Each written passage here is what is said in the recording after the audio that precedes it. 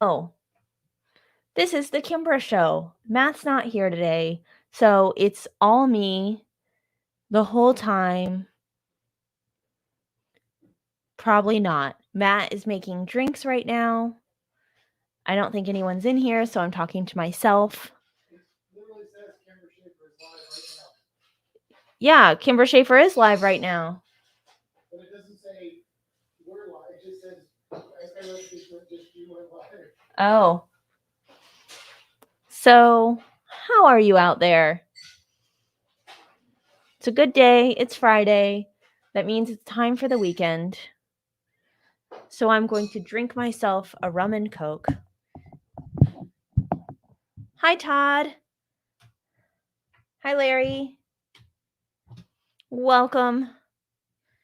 If you weren't here when it first went live, I'm solo tonight. It's just me. It's going to be a really fast podcast because I don't talk nearly as much as Matt. That's not true. Matt will be here. He's just making us drinks. So we'll see how it goes. I told him to make me a Coke and rum. I don't know if that's different than a rum and Coke. Hi, Meg. Welcome.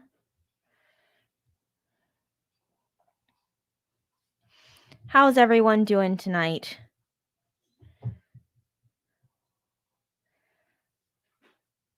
I'm not good at filling quiet spaces like Matt is. He just talks and talks and talks. I'm just going to talk about Matt the whole time. That's not true. I printed some really cute little axolotls on the 3D printer, and I tried to get the supports off and then realized that they printed like half the size of my other axolotls, and it didn't go so well. So I'm going to have to try and reprint them. We'll see how it goes. They're cute, though. They're over there, though, so when Matt comes in, I'll tell him to grab them. He printed something. Well, actually, I printed it. It's pretty cool. He put a picture up on Facebook.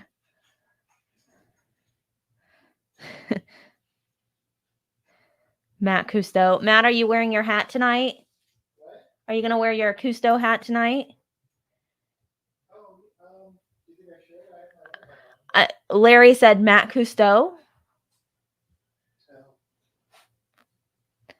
Yes. Todd, I also hate supports. And I don't know if like my exposure settings or something are totally off, but the supports on these axolotls were like outrageous. Did you just sip my drink? I did, because they're both rum and Coke, but mine is a different rum. Oh, which one's better? I like them both. So if you want to try mine, and you can have the one that you like better.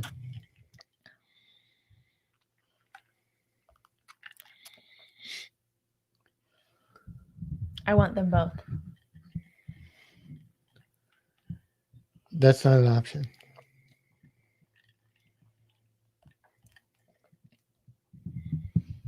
What rum is this one? The one JT gave us?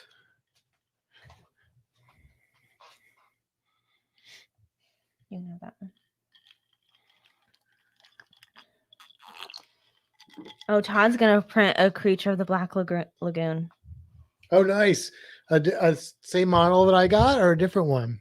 Grab those little axolotls. I got that model off of Cult 3D. They have another one that I'm gonna buy. It's like $30, but it's like that scene in the movie where the creature's swimming underneath. I don't know the actress's name, and she's swimming on the surface. It's freaking cool. A lithopane. A lithopane. Huh. I don't know what that is, Todd. Is that one of those things? Yes, it's one of those things. It's called a lithopane. So here's the itty bitty axolotls. Grab the one behind you to show the size difference. So when I printed these, I thought these were like normal sized, but they're like half the size of the other ones, which I think is part of the issue. It might be. They're a little rough, but they are cute and they're detailed. The supports were just a nightmare. Did we throw the other two out? Huh? Because I printed 4. Did we throw the other 2 out? I guess so. I didn't. Okay. Did you throw them out? I don't know. Apparently. Hmm. They haven't been cured. Put them back over there. Yeah. Printed picture, you need a light behind to see. Yeah, that's what I thought. Oh, okay. You've seen those, haven't you? Yeah, that's cool. Yeah, I haven't tried to print one of those. So I can do this hat, or well, I got a lot of red. If I don't know, it kind of clashes with my red shirt. Mm-hmm. I'm gonna stick with the Fintastic hat there. Plus, I really need to shave my head because it's getting a little out of control. Yeah, Meg, the axolotls are really, really cute. They're pretty cute. But yeah. I do think that they need to be a little bigger. And I don't know if it's like, because I was like, well, maybe I did the supports wrong, but they're pre-supported. Maybe I did something wrong with the settings, but the axolotls themselves turned out fine. What is Larry saying? If I can make it on the cruise, I want you to bring Blue Bay Chair Rum Banana. Well, I can't bring that on the cruise, Larry. I'd have to smuggle it on, and I don't do that. But we could have some before the cruise. Yeah. Or after the cruise. Yeah. Have we had Blue Chair rum of some sort? I feel like you have coconut. Coconut, and it's pretty good. You like it. Isn't that like some country and western person's rum or something? It's Kenny Chesney. Is he a country and west? He's like he's beach country kind of thing or something. Todd printed 25 towel animals for his cruise next week. Nice. Larry said pre-cruise. We can do pre-cruise. Yeah, we can do that. Is it a fake banana or, well, I guess maybe he doesn't know. Technically, it's not fake banana. It's like extinct banana flavor, or is it like modern contemporary banana flavor? I don't know if you know this, but some of you probably do, but that fake banana flavor is not fake banana. Apparently there was a different type of banana that was once common that tasted like that, and it's no longer in existence. And so we have our modern bananas, which taste like bananas. Yep. I love banana, but I don't like fake banana or like extinct the banana runts. I hate those. Yeah, like those little marshmallowy banana candies are like the worst of that fake banana, extinct banana flavor. I don't know. I'm sure some people like that. He said, I don't know. Midlife Crazy always drinks it. It looks yummy. We only get lime or pineapple. Okay. Oh. I don't think it's a super expensive rum. So I mean, you bought it. And I think, really? I didn't mean that. What? Because I don't buy expensive alcohol ever. But I think you might even be able to get the little sampler ones to try it. Oh, really? We'll look for that. Next time we go to the liquor store, which could very likely be this weekend because we like to go for samples. Oh, look at this. We will. Thank you, Todd. What happened? Read it. Oh, yes. No, absolutely. Props. You know what does bother me though? This has an uneven amount of no, it's this one. It's just like got an uneven amount of glare. Oh, that fixes that. You know what? That always bugs me too. I also think it needs said each week, and I will probably never get tired of hearing it. Larry said the bottles there are $38.99. I don't know how much they are. That's kind of expensive for rum. That's kind of a pricey rum, but I mean, if it's good, it's worth it. I don't mind spending $40 on rum if it's good rum. Like Papa's? Papa's is like 50. Yeah. It's good, but it's rum. Worth it. It's easily worth it. Like I spend $50 on bourbon and not even blink. Like that's like cheap bourbon almost. So yeah. All right. It is time. It lasts me a long time, though. Are you ready? Yes. Do you want to say anything? Well, I was just going to say we do have a special guest. He doesn't really belong there. It was Australia Day this week. So he's just hanging out with us tonight. Okay. Next month we got to put those up here. What are you pointing at? Or not next month, in March. Those things over there. Harry Potter? No, the green ones. Oh, yes. Yeah. Yes. They're on a cruise. You'll just have to wait a couple months. They're on a cruise, so they They are on a cruise right now. Not the. Anyway, Are you ready? I'm ready. I'm ready. In the words of SpongeBob. Who we talked about a lot this week. We did. Come with me, we're going on a Fintastic cruise.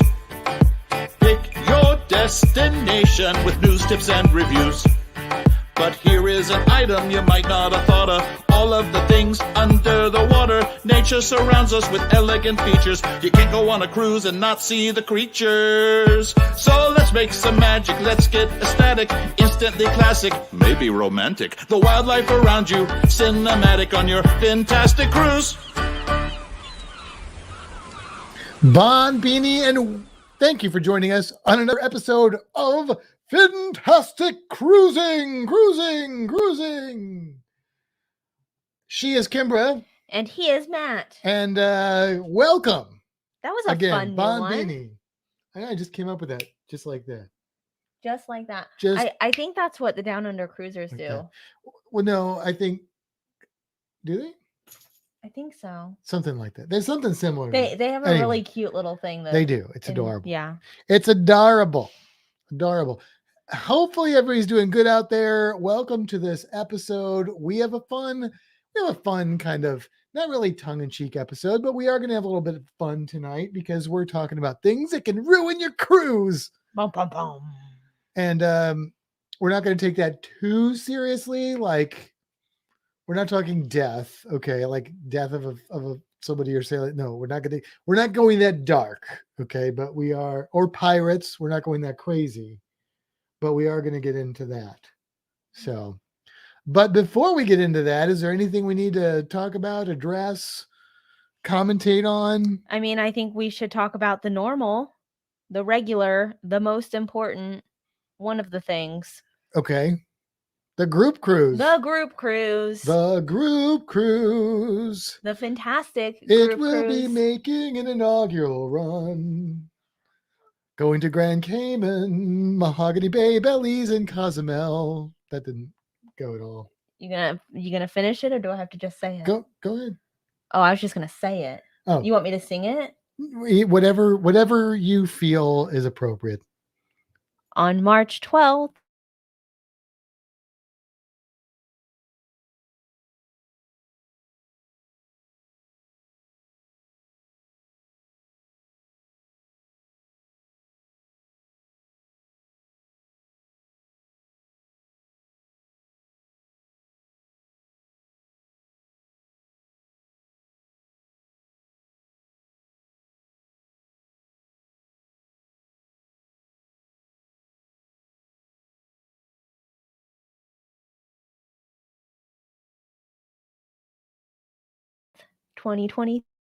Go.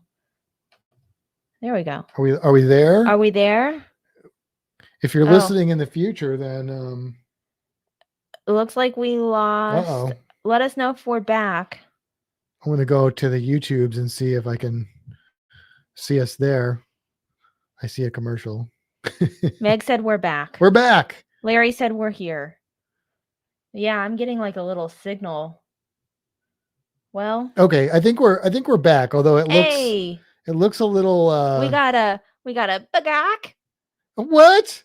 A bagak? You mean the ship show is here? Holy ship show, Batman. Mine is still on the fritz. So yeah, so if you're listening to this in the future, we were having technical difficulties apparently tonight, but it seems like we've worked them out. So you don't have to worry about that though if you're listening in the future, because you won't have to deal with any of that.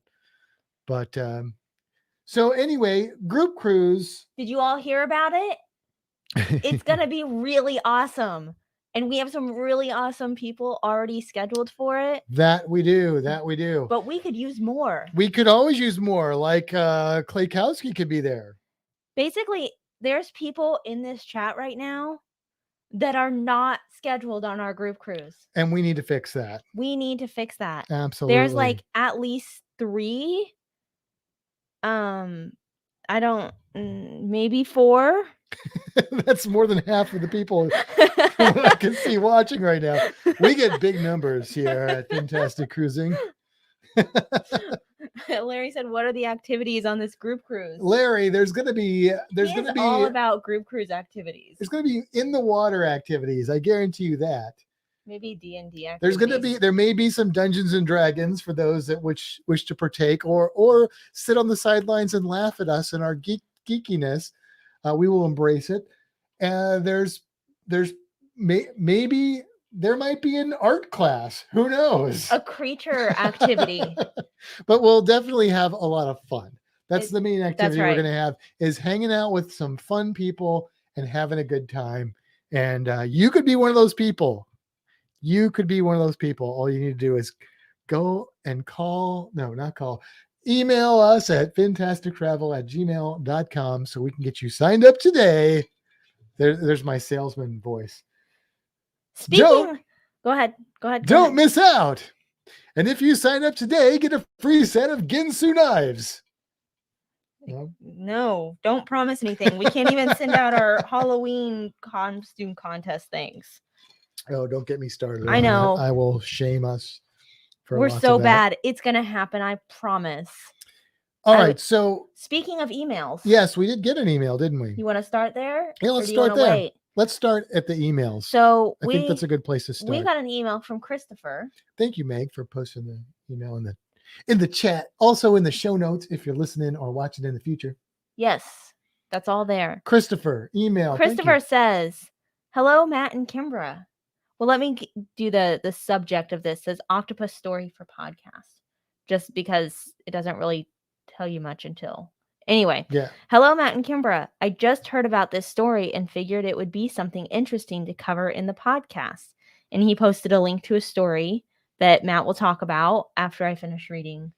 You want to do? Okay. I want to finish. Okay. Yeah, because you talk a lot. All right. So I want to finish this and then you can talk. Talk. I'm not saying a word. Got it? Not even one I mean, word. you can. Anyways, if you mention it before, please disregard. Well, we haven't. So no. Get ready. It does come up. I get this a lot, but I've never covered it on the podcast. So thank you, because I think it is an important and interesting topic to cover. Yes. And then if you, nope, I read that. There are so many great episodes. How do you keep track of all the cruise creatures? Well, Christopher, we have a notes app called Cruise Creatures. And there's formulas and math. And no, that's not true. No, it is literally a note in the notes app. Searchable, which is very handy. Yes. Have we done the such and such? From episode 1 to currently 125. And we think of something and then we search it and see if we've done it before. And if we haven't, we do it. And if we have, we look at how long ago it was and we might do it again. Hey, Aaron Sims is heading down to Florida and thanks us for entertaining them on their long drive. Well, welcome. That's Aaron and Aaron. Aaron and Aaron. Come. It's Cluet. Oh, it's the Aaron's, but it says Sims. I'm pretty sure that's the same. I think that's Aaron. Well, maybe they're moving down here now. They are. They bought a house when they came down for their cruise. Maybe this is their move. Maybe we're entertaining them on their drive to move down. Got it. When are we going to hang out? That's what I want to know. Yeah. Okay, so. Wait, there's more. Okay, go ahead. I've been listening since the Cruise Geeks. I've always wondered why that podcast abruptly ended. If you are willing, I'd appreciate any inside info on that. If you can't, I completely understand. I hope you still are friends. Keep up the fantastic work. So the reason the Cruise Geeks ended is our DIVORCE became final today. Do you know that song? No. Anyway, I got divorced and she was part of the Cruise Geeks. And so that was a merger that had to split, unfortunately, but fortunately, because I got this out of it and I'm much happier and I love this podcast and all of you. But yeah, so there it is. Yes, it is the Cluets, Kimbra. Come on. I can't believe you didn't think, like, how do you not know? That's her maiden name on YouTube, I guess, still. Yeah. It's confusing enough that you're both named Aaron, okay? Right, Aaron and Aaron. All right. What was the next? Oh, they're going for drywall inspections. Be there in May. Hey, you know what? We should talk about real quick because I see Kenneth here Ford Man. Oh, hey. And that is that we are going to be doing a Helping Hands for Cruising cruise-a-thon. There's going to be a cruise-a-thon. It's going to be happening the weekend of Valentine's Day, and it's going to start that Friday, 6 p.m. Eastern, I believe. Yeah.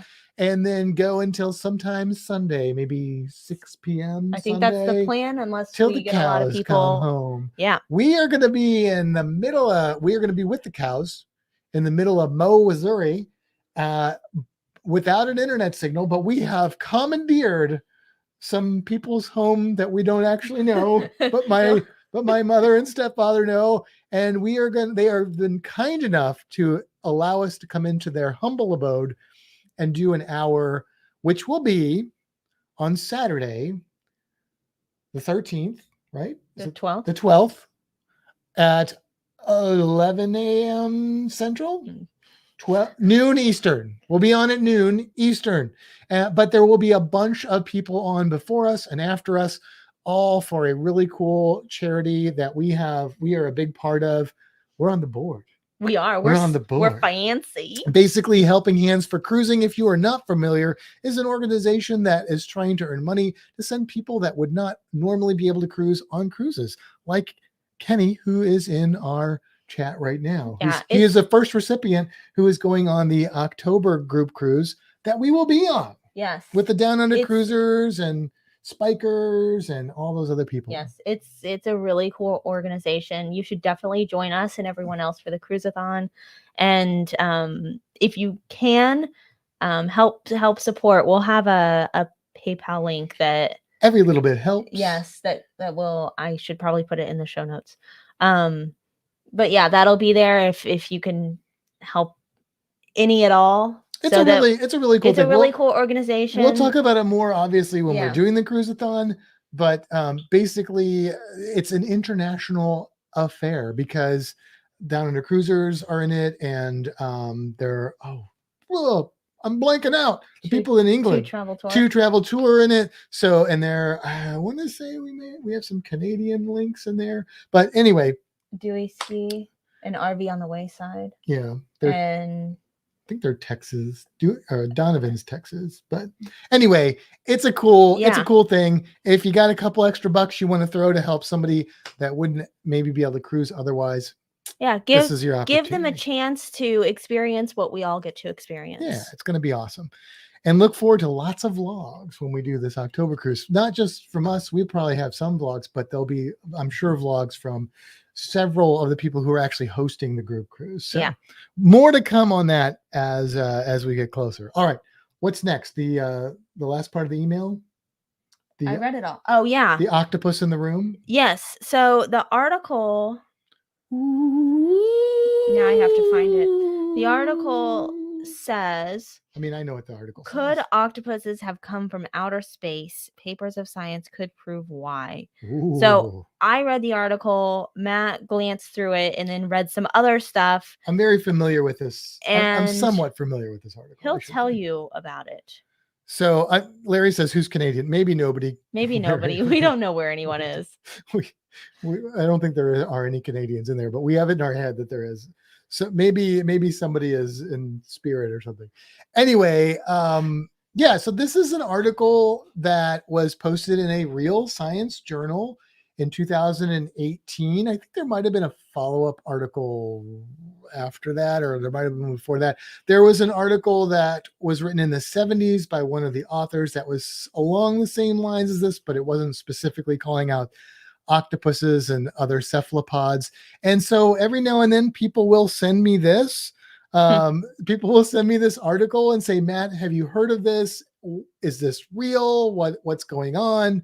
And I thought it was really important to bring this up because, science is something that often gets portrayed inaccurately. And something like this is a good example of that. The people who wrote this article are basically speculating on a lot of stuff that they really don't have any evidence for that octopuses may have been seeded by like a virus or something that came and hit the planet during the Cambrian explosion, and it altered their course of evolution. There's a lot of reasons why that probably isn't what happened, but it is one theory about life's origins on the planet is that it could have been seeded from outer space, but that's really just an idea at this point. And to take it to that level of an octopus or octopuses is really just really jumping on that idea and running with it, even though you don't really have any evidence to back it up. So Matt, would you call them octillions? Or L octopuses? Now, look, there have been crazy theories throughout the history of science that turned out to actually be accurate, but those are definitely the exception and not the rule. And so what I tell people is always keep an open mind, but this is very improbable, not impossible, but very improbable. The octopus genome was mapped in 2015, and it doesn't line up with this Cambrian explosion introduction of a virus and stuff. Anyway, it's interesting. It just becomes exaggerated, and it starts as somebody having this, hey, this is interesting. Maybe this happened. Very random, to all of a sudden it gets news media picks it up, news media picks it up, news media picks it up. And now what, 18, 19, 20, 21, 3-4 years later, it's just keeps getting turned over and over until it seems to get more credible, but it's really not. So octopuses are really crazy. They're really cool. They have more DNA than a lot of other animals. Their evolution did happen very, very fast. There's a lot of things we don't know about cephalopod evolution, and there's some really cool, crazy things about cephalopods. This, I think, is safe to say that's an interesting idea, and let's just leave it on the shelf. If somebody comes up with some evidence, then, we'll take a look at it. But how about a UFO, unidentified friendly octopus? Octoterrestrial. These are all things that are coming in the chat from a yet unidentified Facebook user. I don't know who it is, but I like the way they're thinking. So yeah, I mean, it's fun to think about these things, but evidence is important, and we shouldn't just grasp onto this concept without any in existence. That's what I would say. So it's fun to theorize. It was Tony. That's what I thought. I had a high suspicion of that.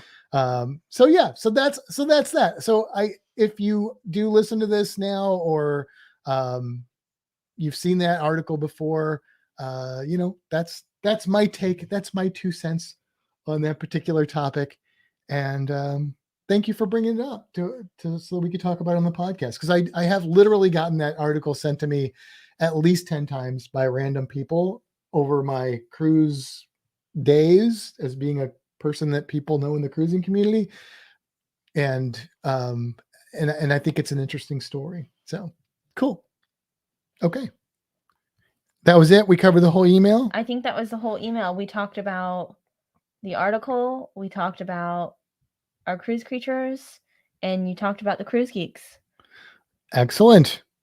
Okay. And thank you, Christopher, for sending us an email. Absolutely. If you want to send us an email about anything, everything, whatever, fintasticCruising@gmail.com.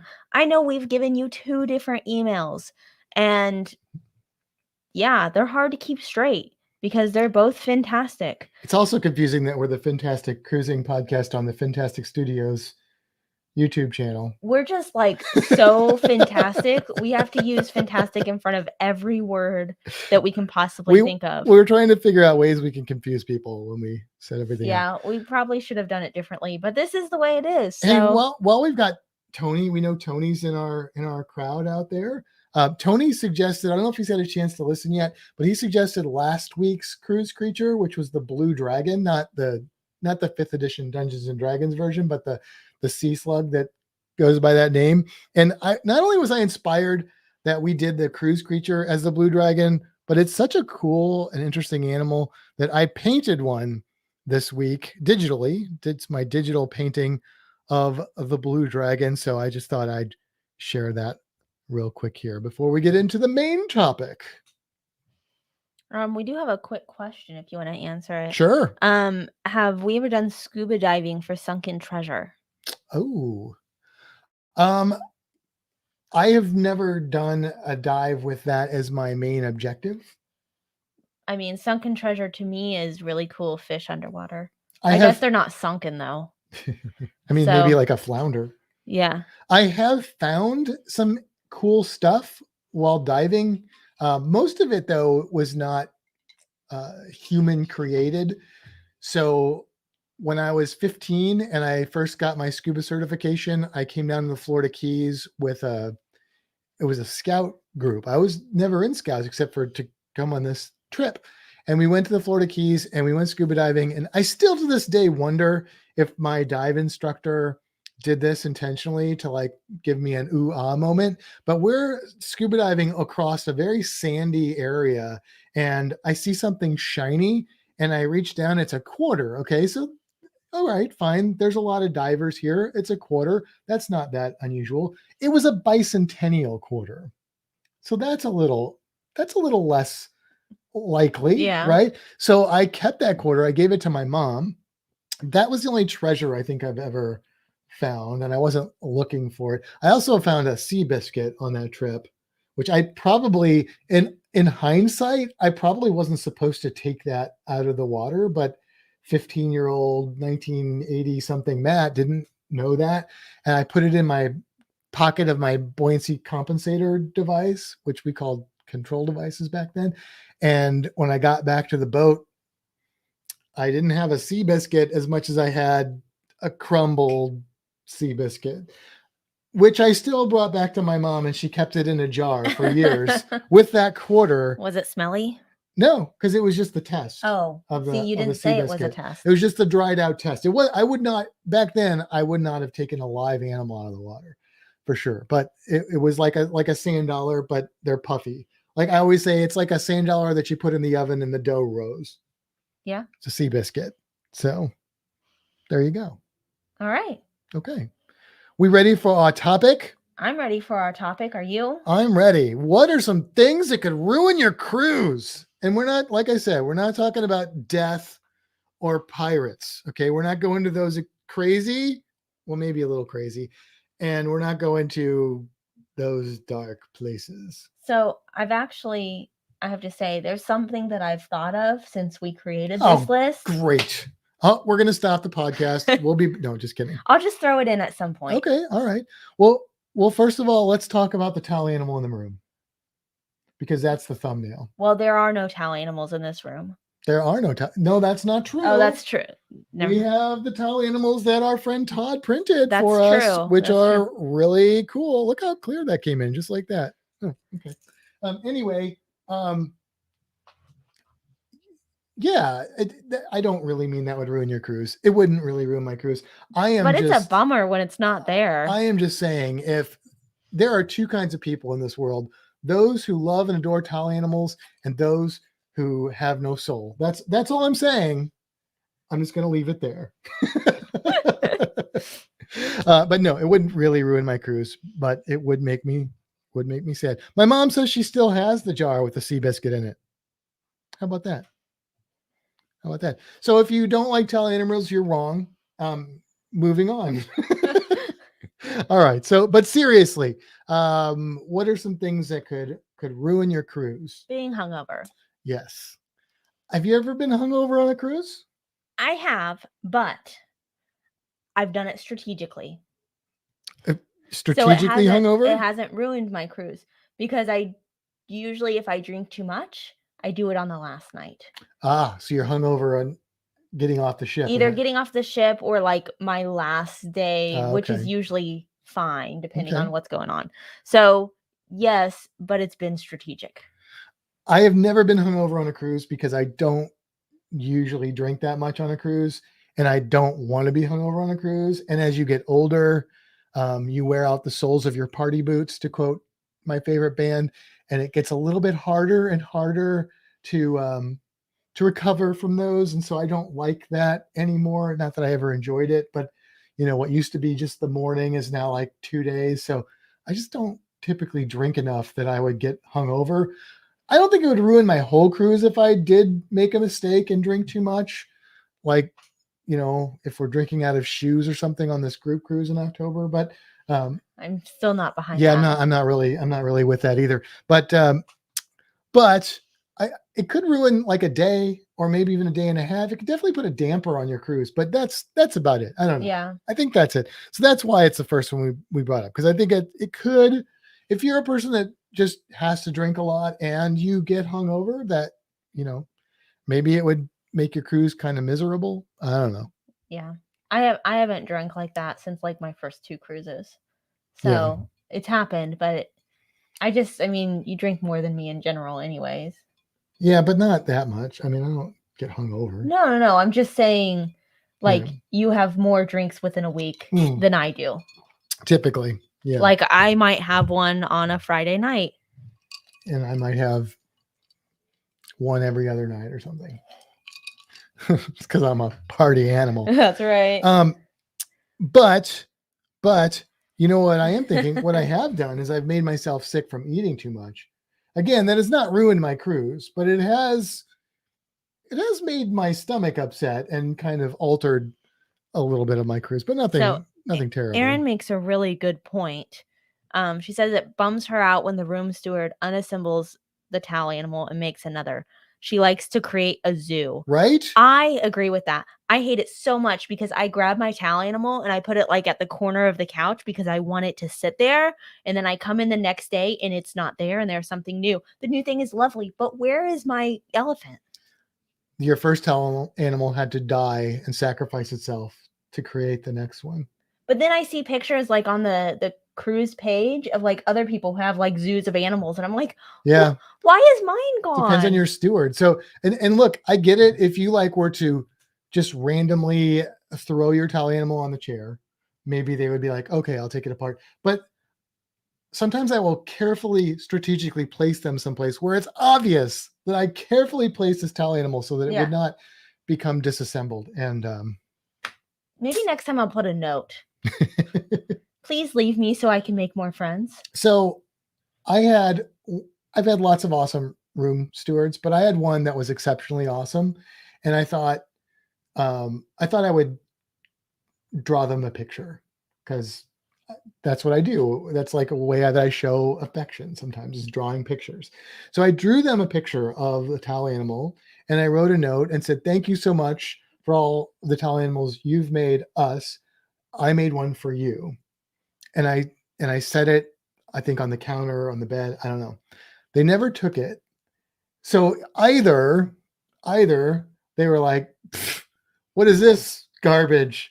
Or they might speak English, but they might not read it, is what I'm thinking, which I don't even speak another language. So they've got one up on me, but reading and speaking, different. I think most room stewards probably speak more than 2 languages. Most people on cruise ships. Yeah. I would bet the average cruise ship employee that's not from the United States probably speaks 3 or 4 languages. That I don't really know that is true, but somebody out there do some research, find out if that's the case. All right, moving on. What is the next thing? Missing an anticipated Porch or excursion. That could be a big one. We're getting a little more serious now. Like while you're on the cruise. Yeah. So for example, our cruise that we did last September decided not to go to Bonaire, but we did know that in advance. We had plenty of time a bummer to cry in our pillows. But we knew. Yeah. So that was a strange noise. That was a loud bang outside, either a gunshot or something exploding. We're not sure. It was not a firework. Yeah. Our friends Mallory and Andrew recently were on the Carnival Freedom, and they had some COVID issues and went to Curacao, and then were told that they couldn't go to Aruba and Bonaire. Mm-hmm. Like, those are big ports to miss. Yeah. And if you had like a really cool excursion planned, now again, hopefully this isn't going to ruin your whole cruise, but I don't know. There are some cruises where that could potentially be a big enough blow that it would just Like, I feel like that's a big ruin one. my Like cruise. they ended up going to Amber Cove, which they were really excited about because they wanted to do the excursion that we did when we went there. But like if Matt and I were on that cruise with them, like that would have been a real bummer because we've done that excursion. Right. And there's not a lot of other things And like monkeys. we've been to Amber Cove and- one other time. So yeah. we've been there twice Yeah. already. So if we missed out on Aruba and Bonaire and we found out while we're on the cruise and then we're told we were going to Amber Cove to replace those two ports, that'd be a bummer. It would be a big bummer. Yeah, absolutely. So and like Tommy Casabona always says, you got to roll with it. You gotta be okay with change. And that is absolutely 100% true.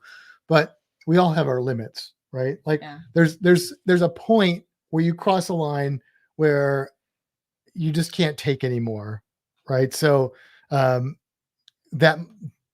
potentially there could be a scenario there that would probably really put a damper on my cruise experience. Yeah. Yep. Okay. Next one is a really bad sunburn. And I don't mean like so bad that you're like got sun poisoning and you're physically ill, but bad enough that you cannot possibly not at every moment of the day remember that you have a sunburn and that you can't sleep. It just hurts all the time. And I haven't had a sunburn like that since I was a child, but I know that it's possible because I've seen people on cruises that look like lobsters in a boiling pot. And so I'm like, oh, yeah, that would be bad. Yeah. I haven't had a burn like that in a while, but yeah, I don't know if anybody that's watching this now, if you've ever been sunburned on a cruise or recently enough like that.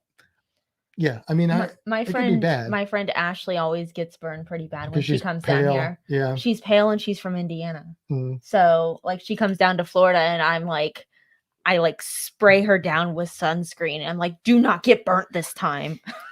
Well, and honestly, I think that's a good thing to bring up too, because being that we live in Florida and neither one of us have super pale skin, but also the fact that we live in Florida, like we're exposed not to the level of UV that you get in the Caribbean, but we are exposed to a much higher level than you would get in Indiana. And so I know people who have come down here from Missouri who are like, I don't ever get sunburnt. And they come down to Florida and they find out that the angle of the earth that they're on now is a lot different than what it was when they were in Missouri or wherever farther away. So bear that in mind if you are not from Florida or someplace with a higher UV output, that wear some clothes, put some sunscreen on, whatever you need to do. Wear a hat, that kind of thing. You read Tony's comment. Tony says, for some reason, I thought Kimbra said, I haven't burped like that in a while. She hasn't burped like that in a while either. So this is where I'm going to place the one that I thought of. Oh, okay, good. Yeah. So the next one that's not on our list that Matt doesn't know about is getting an email or text or voicemail or something. I know where this is going. Telling you that something has happened to your pet, such as it's run away or maybe it's had some sort of injury. And you don't have like any access to contact anyone. Really makes you concerned. Well, that's probably never going to happen. Oh, except it does. It does happen, Matt. Yeah. So I was on a cruise one time and I did not have the internet package because I sometimes cruise to disconnect until I started doing this podcast with Matt. And now we have internet most of the time. It's more common now. In the last few years, it's become more common. Yeah. But I didn't at the time. And we had gotten to Cozumel and went to one of the bars that has Wi-Fi. And I turn my phone on for Wi-Fi, and I start getting lots of texts and emails and voicemails from my mom, my dog sitter, a lady who found my dog, telling me that my dog got away from its sitter. And of course, as it progresses, like I'm hearing, "Oh, I found your dog," and "Oh, I lost your dog," and "Oh, your dog is gone." And then I start reading more and, "Oh, we found your dog. Your dog's back. Everything's fine." But it's like, But if you hadn't gotten to that part, that could be a lot of stress. yeah, it was Yeah. Well, and Reno is the escape artist. his nickname is Houdini. Yeah. Because Griffin and Alyssa watched him one time and he like dug, and they have a dog. And Reno somehow dug out, like he was in Alcatraz and like somebody found him and like called or something. Yeah, it was when we went up to do our trip last time to up north. We Yeah. were driving back. So we weren't on a cruise. Yeah. So I got a call and this guy was like, "I have your dog." And I was like, "You what?" So we called Griff and Alyssa and we were like, "So where's Reno?" And Griff was like, "He's outside." I was like, "That's true." "Yes, but not in your yard." So yeah, I mean, not their fault because Houdini dog. Yeah. Yeah. Houdini dog. Yes. Yes.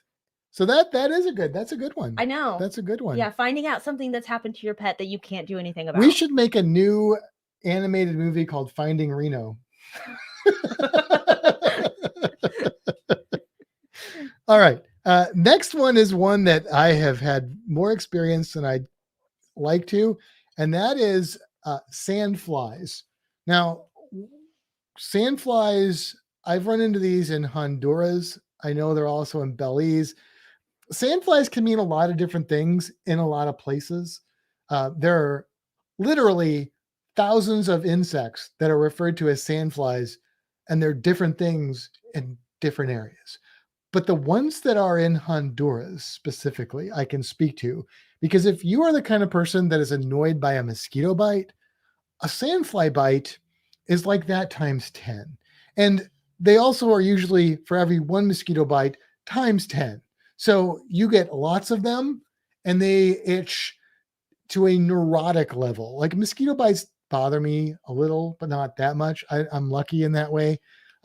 These things, I was like bloody leg, and I didn't even have them that bad. I've seen them the entire back filled.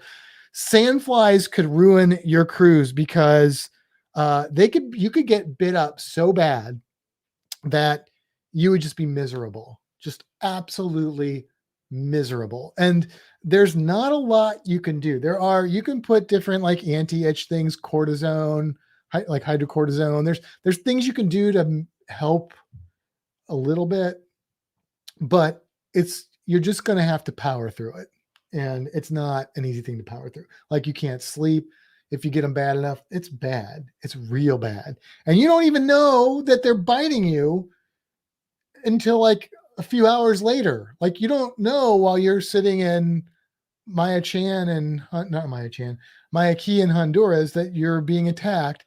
And then you get on the ship and at dinner, you're like, is that an itch? And you look down, you scratch, and then you realize you have big welts all over. Yeah. Megs must have experienced those because she's saying sandflies are awful. So if you are going someplace like Honduras, Belize, and you're going to be on a beach or someplace where there might be sandflies, make sure you got some bug spray with some DEET in it, some serious DEET in there, or you might ruin your cruise. It can happen. So our next one goes along somewhat with actually a comment that we have. It does indeed. Yeah. So our next one is you've like lost a lot of money at the casino, or maybe you've run out of your spending money too early. Yeah. So Aaron said our go-to credit card was 8 by an ATM in Grand Turk. That was a real bummer as we were stuck with no money for the day. And that would be a sucky thing for that day. Yeah. But that could potentially happen to you for the whole cruise. Right. So that's one scenario. You could have like like I left my credit card at the breakfast place before we went on the cruise. And so I wouldn't have had any money if it, but we had another credit card and stuff, and we had cruise credit and stuff like that. But potentially that could have been a pretty devastating thing. It would have meant, we couldn't spend any money on board or on excursions that we hadn't already prepaid. That could suck real bad. You could, hopefully not, but you could have something happen where your wallet or your purse is stolen or something like that, and you run out of money. You could just have the concern then of identity theft, things like that happening, people running up stuff on your credit card. But then the other thing is, you could, if you're a gambling sort of person, I imagine you could keep thinking you're going to pull it out, and then you end up spending way more money than you ever should have in the casino. Now, most people I talk to that gamble on the cruise ships are smart. They do it to have fun. They do it with the intent that they know they're going to most likely lose money. And so they set aside an increment and they say, this is what we're going to gamble. And after that, we're done. And as long as they can stop themselves. And they accept that that's their fate, right? They're just giving money to the cruise line with the odd hope that they might actually strike it big one day. And that's fine. But if you are a person that does have some issues with that and you're like, nope, I can pull it back. You could potentially get yourself into some serious hurt on a cruise. And that, I imagine that could ruin your whole cruise. Yeah. Like you could go, I've heard of people losing a lot of money on casinos on cruises. That could hurt. But then you could win at the tables. Real bad. Yes. See, that's the attitude right there. That's the attitude. I'm not a gambler, so I can't really speak to these things. Yeah. I don't have that gene, but I get it. People have fun, and I'm nothing wrong with that. But it's just like drinking. If you can't, some people just can't do that without having issues, and those people just need to not drink for their own health. Yeah. So it's the same with gambling, I think. But that could ruin your cruise. That could ruin your cruise for sure. All right, what's the next one on there? Next is bad weather. Bad weather. Yeah. So storming the whole time. Cold when you're not in a cold area.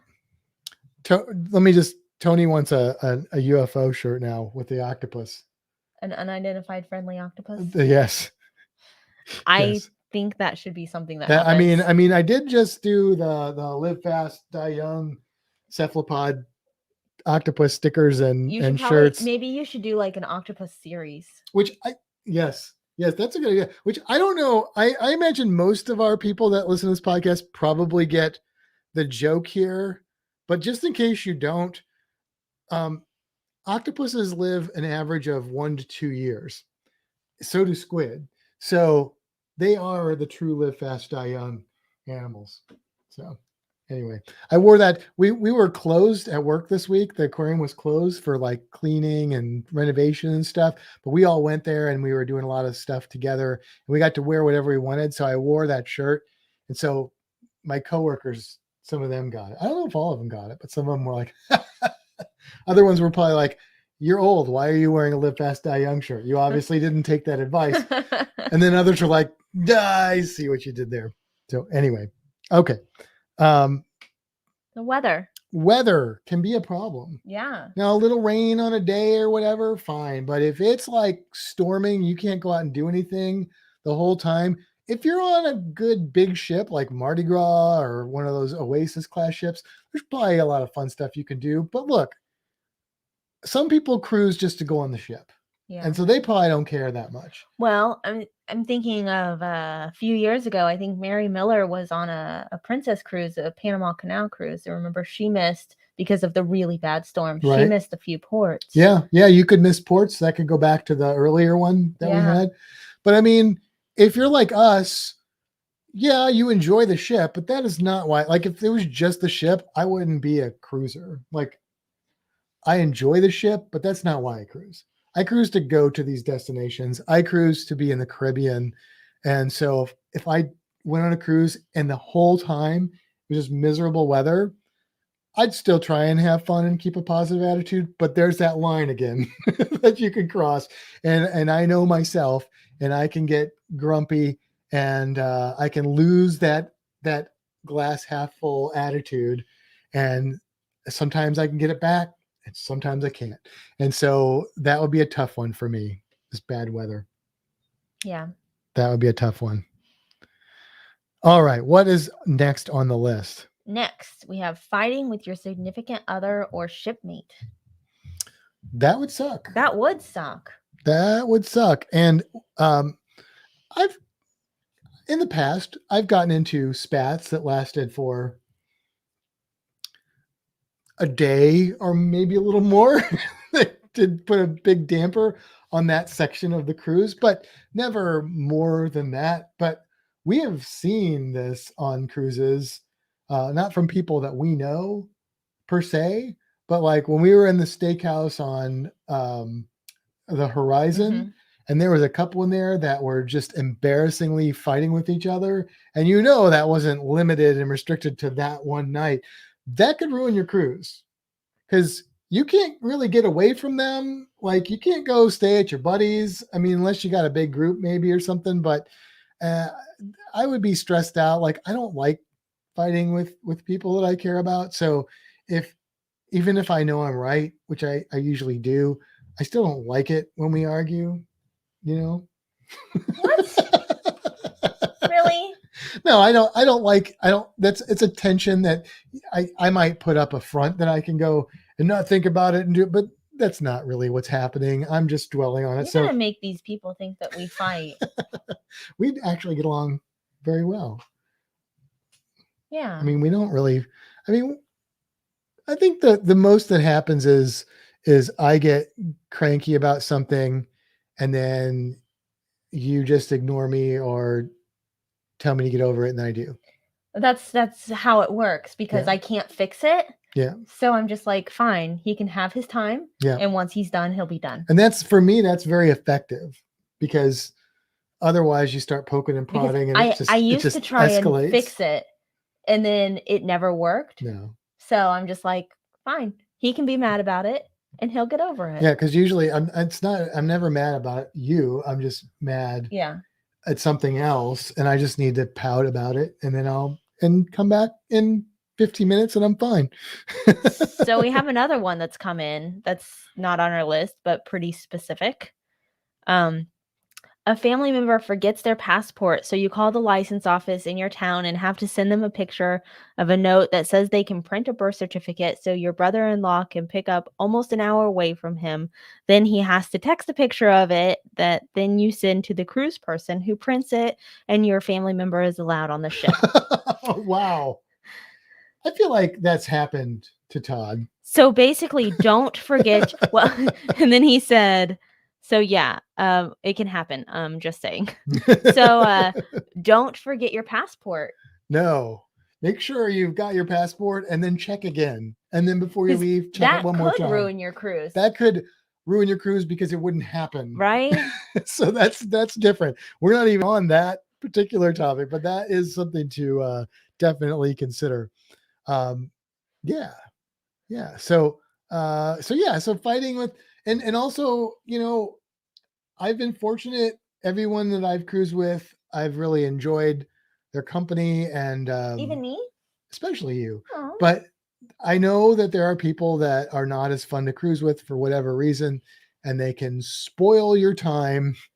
And so that can be a thing that can mess up your cruise. Yeah. Or something. So, be careful who you choose as your shipmates is all I'm saying. And deal with your, work out your relationship problems before you get on the ship and you're stuck with that person 24/7 for 7, I guess it says it all. Anyway, all right. What's the next one? Getting sick. Yes. But not COVID. Yeah, we're not going there. Okay? Just sick. Pre-COVID times. Yeah, or any other type. Let's spin that one to a positive. Post-COVID times, because there will be a post-COVID time. Yes. So sick enough that not just a cold where maybe you still can go to a deck or something and not be super close to people, but sick to the point where you just don't want to get out of bed. Yeah, you're stuck in your cabin either because you're forced to or you're just that ill that you just can't function. And that would ruin my cruise. Yeah, because you That would wouldn't ruin- really be cruising. And not only would it be sucky to be that sick, but it would be double sucky to be that sick and burning up your vacation time on that cruise ship where you couldn't enjoy it. It's like, you know, dangling the treasure in front of your eyes, but you can't, you know, yeah. like what's that Howard Jones song? I don't know who Howard You can Jones put your foot in the is. pool, but you just can't swim. I love Howard Jones. I can't help you. Hojo. Okay. All right. What's next? Next, if you miss the ship at a port. Now we're getting to some serious issues. Like a lot of the issues we've had that we've talked about that could ruin your cruise are things that are either they're just gonna be a bummer. Yeah. Right. Or maybe you just don't feel well, but it just sucks. This would like literally ruin your cruise. This would, yeah. And especially if you can't super get back to stressful. the ship. Super stressful, depending on where this happened. Yeah. You can't get back to the ship. You miss the ship. I mean, the amount Your of passport's on the ship, so you can't get anywhere. Yeah. Now, where in your cruise this happens could make this more or less severe, because if it's your last port stop before your 2 sea days, you know your cruise is over. You're not getting back. But if you miss it in Aruba and the ship's going to Bonaire the next day, well, it's going to suck because you're going to have to spend some money, but you're probably going to be able to get to that port for the next day and sail back on the ship. Yeah. But it's still, I imagine the amount of stress that would happen from that would be significant. And like you said, if you didn't have your passport, because I mean, it's a big debate on whether you should take your passport off the ship with you or not. And there's good arguments on both sides. But if you are a person that doesn't, and that happened to you, now what are you going to do? Go to the U.S. Embassy and wait for all that? Or I don't even know. Yeah. I don't even know. My solution is just don't miss the ship. Right. Yes. Well, that is the yes. But you know, that leads us to our last thing, which is you could have a serious injury on the ship or at a port. Yeah. And that serious injury, now we're not talking life-threatening, because that's a whole nother category that we're not really getting into in this particular subject. But what if you like break your leg while you're zip lining in Cozumel, and now you miss your transport? You have to go to a hospital somewhere in Mexico. And I've heard all kinds of stories about that going not well. Think about your friends Charlie and Bev, their friends. Yeah. Who had their son that he had done something to his eye. Yeah, I got like an eye infection. Yeah, and the ship doctor was like, I can't help you, and put him on a little boat and sent him off to Mexico. No, they were I think they were in the Caribbean. So like they were on an island. I don't remember. But yeah. But sent him back and said, we can't help you. We've got to go to a hospital. And luckily they were able to catch back up with the ship at the next port. But that's not always But it wasn't easy. They ended up like in a helicopter with some guy from Australia. Kind of sketchy situation. Sketchy. Yeah. So it didn't totally ruin their cruise, but they did miss a port from it. Yes. So Dan says, don't miss the ship. It's important. Thank you for that, Dan. Yeah. So that could suck. And just having a serious injury would suck too. Well, yeah. If you break your leg, like, what are you going to do the rest of the cruise? You're going to sit somewhere? Like, that's no fun. What if one of us did that? Like, there's no snorkeling, there's no scuba diving, you know, like now we might as well just be sitting in the family room. So right. Only we won't have as good an internet connection on the ship. So that could potentially suck real bad. Oh, now Brian has got some information here. He says, supposedly, and I cannot confirm, if you miss the ship as they are scouring the ship looking for you, they will check your room at that time. They will open the safe and look for your passports. Oh, this is interesting. If they are there, they take them off the ship and leave them with the shoreside support staff at the dock where you are left. So you have them. I cannot confirm because I am not willing to test this, but I have heard this is what may happen. That actually would be really, really smart. That makes it a little more comforting. That if anybody knows anybody that has been in that predicament, I would love to get verification on that, because that would make the debate about whether to take your passport off the ship or not a lot easier to solve for me. Because right now, I'll be honest with you, I don't take my passport off the ship, and there is part of me that thinks that's a mistake. But if what our friend Brian says is accurate, and typically what our friend Brian says is accurate, then that would make me feel like I'm good. I'm all right. Because they are going to know if you're not on the ship. Right. They're going to know that. So yeah, that would, I mean, I wouldn't miss the ship unless something horrible happened that I couldn't control. It could happen. It could. But I'm not one to like wait until the last 5 minutes to get back on the ship. Yeah. I'm like a 2 hours early kind of a person. Right. Yeah. Yeah. Yep. Unless it's with an excursion with the cruise line where they know you're going to be late. But that's different. Right. On my own, because they're going to you're going to get to that ship one way or another if it's an excursion through the cruise line. And even a lot of the cruise excursions that you can get booked through, like the different travel agents and stuff, a lot of them will guarantee that they get you back to that ship. So if it's on them, the person that is in trouble is the one who stayed in Senior Frogs too long and had a couple too many drinks, passed out, and missed the ship. Huh. Those are the people that are going to be in trouble. Or they're on they just went to the road and hailed a cab and got in it for a tour, and they got a broken down vehicle an hour away and, wherever. Yeah. That's where you're going to run into problems. Brian is linking a cruisefever.net article. So he says, maybe an urban legend, maybe true. I will try to find out. Appreciate that, Brian. I mean, to me, if that's not true, it should be true. Yeah. Because why wouldn't they do that? That makes a lot of sense. Like, why would they not do that?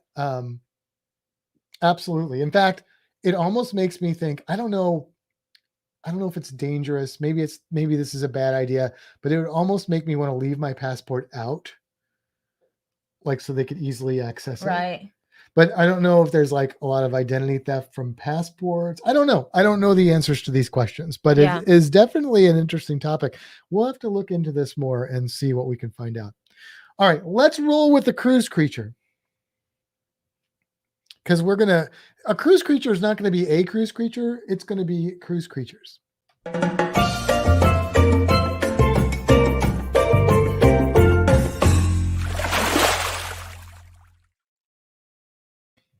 Okay, so we thought what cruise creature would go well with this particular topic. And we were just going to go, let's talk about sandflies. But look, there's not that much to say about sandflies. And sandfly can mean so many different things. I didn't really want to hone in on the sandfly because I was like, and you get into a lot of stuff that we don't want to talk about on here because sandflies are all over the world. And there are some sandflies that are vectors of some really nasty stuff, and we don't want to give people the wrong impression or anything like that and scare them. So we decided we would do cruise creatures that could ruin your cruise. So yeah, there are some cruise creatures. Now, hopefully none of these are going to ruin your cruise, but there are some that could probably definitely put a serious damper on your cruise. So I've got a list here. We've got a list here. And Kimbra, what is the first animal on that list? Stingrays. Stingrays could potentially ruin your cruise. I've never, and I'm sure it's happened, but I've never heard of an account of anyone, and I say account because Kevin Counts just joined the chat. Hi, Kevin. I've never heard an account of anyone being stung by a stingray on a cruise excursion. I'm sure it's happened. I'm sure I just haven't heard about it, but I feel like it must not be a super common thing. People get stung by stingrays on a somewhat regular amount in Florida, but usually it's usually at the beach. They're doing things like skimboarding. jumping around in the surf where they accidentally just pounce on one. I know a buddy of mine got stuck between the toes. My friend Austin, he's been stuck a bunch of times, but he was skimboarding when he was doing it, when he got stuck. If you get hit by a stingray, it's going to hurt a lot. You're not going to die. I mean, that's very, very rare and not something you have to worry about for stingrays in the Caribbean. But it is going to be painful. And my friend that got stuck between the toes, like he couldn't walk for a week. Yeah. Like at all. And he was in excruciating pain. Now they were able to help him with some hot water and it did start to feel better, but he was still unable to walk a week later, or at least he could barely hobble a week later. That's going to ruin your cruise, or it's going to at least change your cruise significantly. I'm actually a little bit surprised that we don't know of more people that have gotten. I'll tell you why I think that's the case. Like, think about when we went to Coco Cay. Right. Like, how many stingrays did we see, like, right up where people were standing? So I'm going to tell you why I think people don't get stuck by stingrays in the Caribbean. This is my theory. I don't know that this is true, but I just feel like it might be. The reason that people get stuck by stingrays most of the time is when they step on them, and not lightly, they like pounce on them. Okay. So, people get stung in Florida. The water's not very clear. They're skimboarding. People aren't skimboarding in Caribbean cruises and the beaches. At least I've never seen it. But the other big difference is Caribbean water is clear. Mm-hmm. The stingray sees you coming. They see people. They move. Now there are stingrays in the area where people are, but that water is usually calmer. And so people are more likely to see the stingray and not pounce on the stingray. Stingrays, I've stepped on stingrays many times. I've never been stung by a stingray because I've never stomped on one. I felt them flap under my feet. I've had that happen quite a few times, actually. In murky water, stingrays don't want to sting you. It's a defense mechanism. It's almost reflexive, but yeah, you're probably not going to get stuck if you step on a stingray with normal, like, walking pressure. If you're jumping, like we were playing, my buddy that got stuck between the toes, we were playing catch with some kind of ball, and he was jumping around and he just pounced on it. Of course it stuck him. So that's my theory. Okay. Yeah. Go to this one because this one was just mentioned. The fire coral? Yeah. Fire coral. We had Klaykowski in here a little bit earlier. Klaykowski can tell you what fire coral can do to you and your cruise. It's probably not going to ruin your entire cruise, but you are going to remember that you got stung by fire coral for the rest of the cruise because it's going to hurt. Not as bad as a stingray sting. I've been hit by fire coral a few times. And here's how I would describe fire coral. A fire coral stings. It hurts like if you get a cut that is infected and it's tender, where every time you just barely touch it, it's like, that's what a fire coral sting feels like for a various amount of time, depending on your body and how you react and how much venom you get and all that sort of thing. For me, it's usually lasted maybe a week, and it's always been little spots where I accidentally touch some on a piece of metal or something like that. But like John, he like got smashed up against it and it got the whole side of his body. I thought it was on his arm. It might have been his arm, but it was like on the side, and it lasted for like a month. Yeah, a long time. So it can be pretty bad. If you don't really get stung bad, it might just be itchy, and then it's just going to be annoying, but not too bad. If you put some hydrocortisone or something, which is something you want to consider bringing in your first aid kit, is hydrocortisone, or you could go to the ship doctor and I'm sure they would give you some hydrocortisone to put on there. So yes, beware of the fire coral. I mean, it's a bad idea to touch coral for so many reasons, but it's an extra bad idea to touch fire coral. But it's something that if you're not careful and you're swimming up against like a rocky corally area and there's like choppy waves or something, you could smash into it on accident. So be careful. Next thing is sea urchins. Yeah. So there are a lot of different types of sea urchins.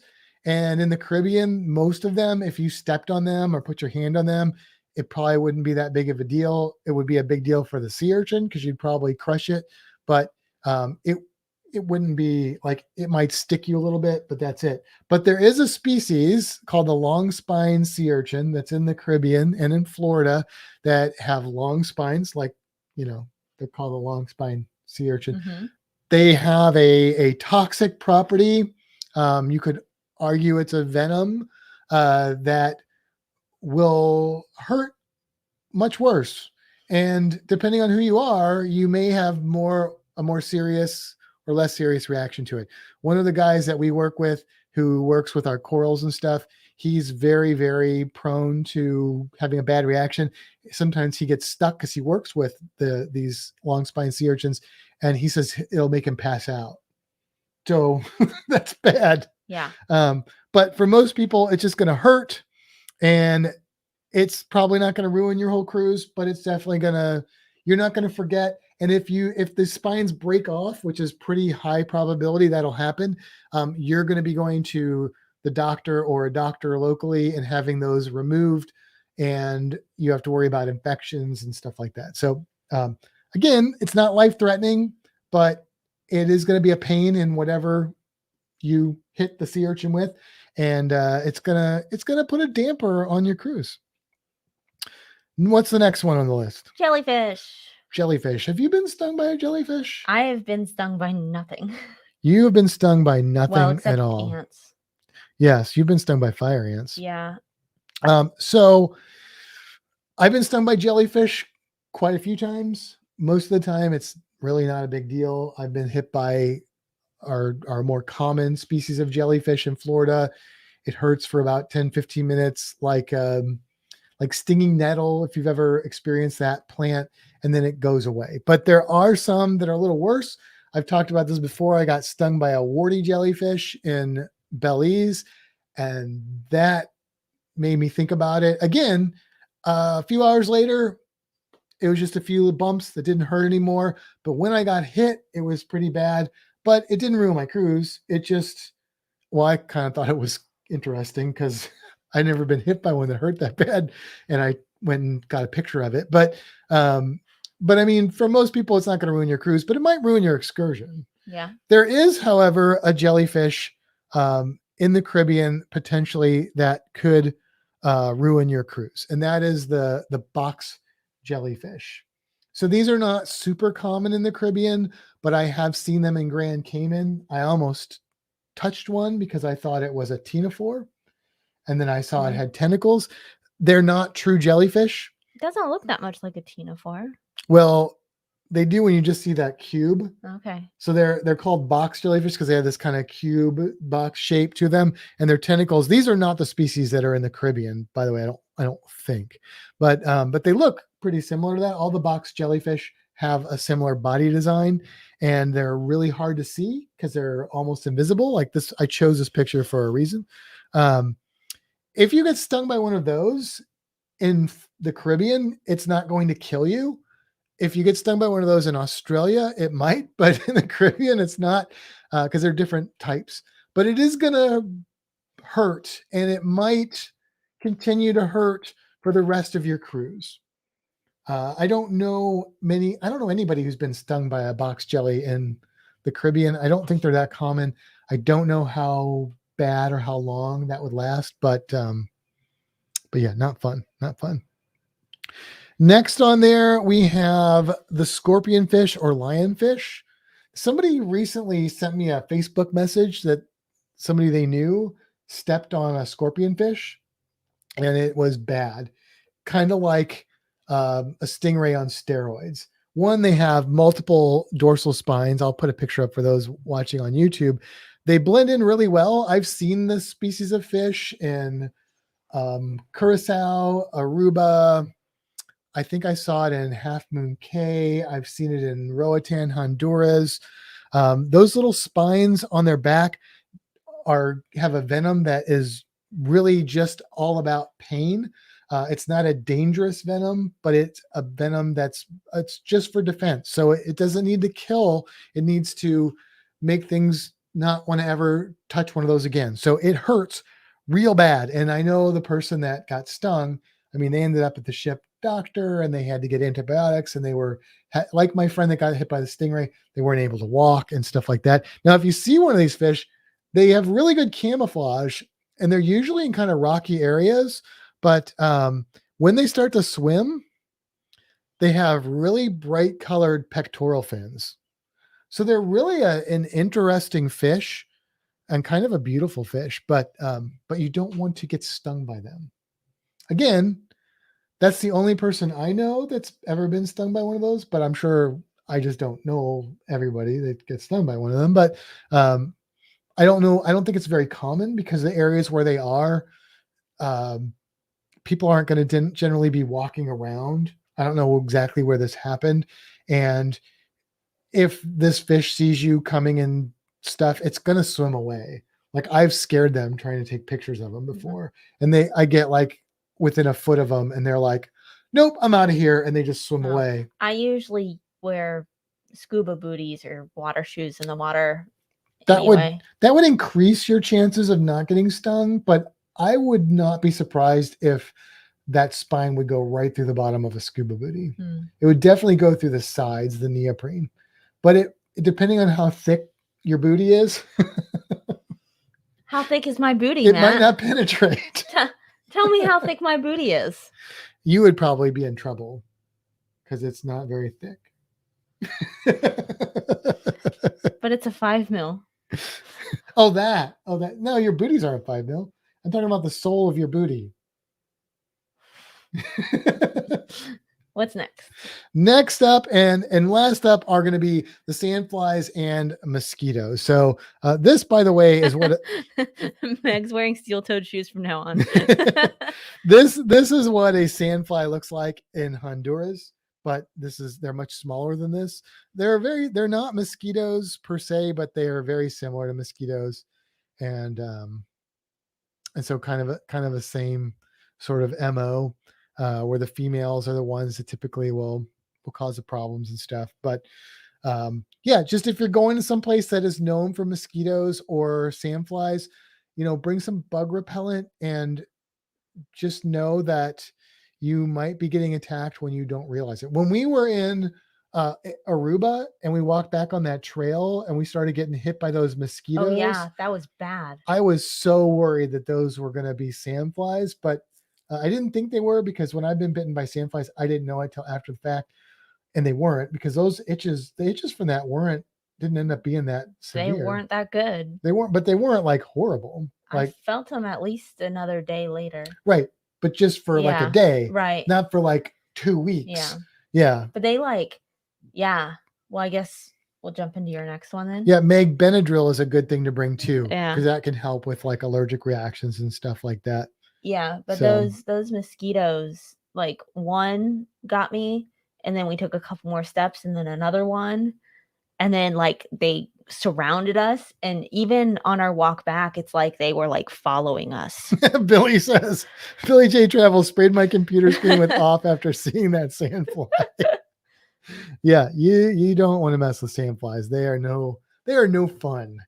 At all. So those are some cruise creatures that could put a little bit of a damper on your cruise. Yeah. You just want to be prepared. And honestly, the majority of those, the chances of you having a negative experience with them are very, very small, except maybe the mosquitoes and sandflies in certain areas.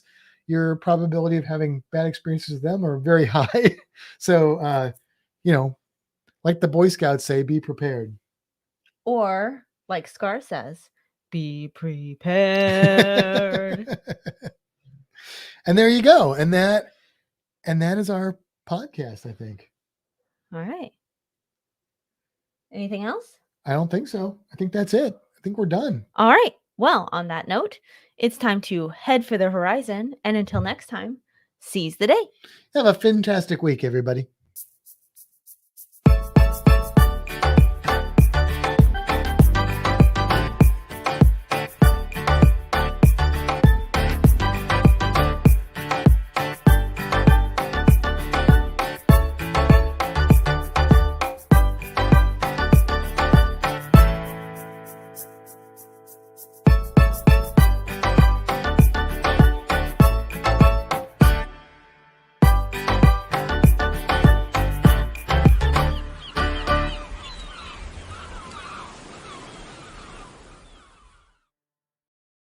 And we're back. We are back.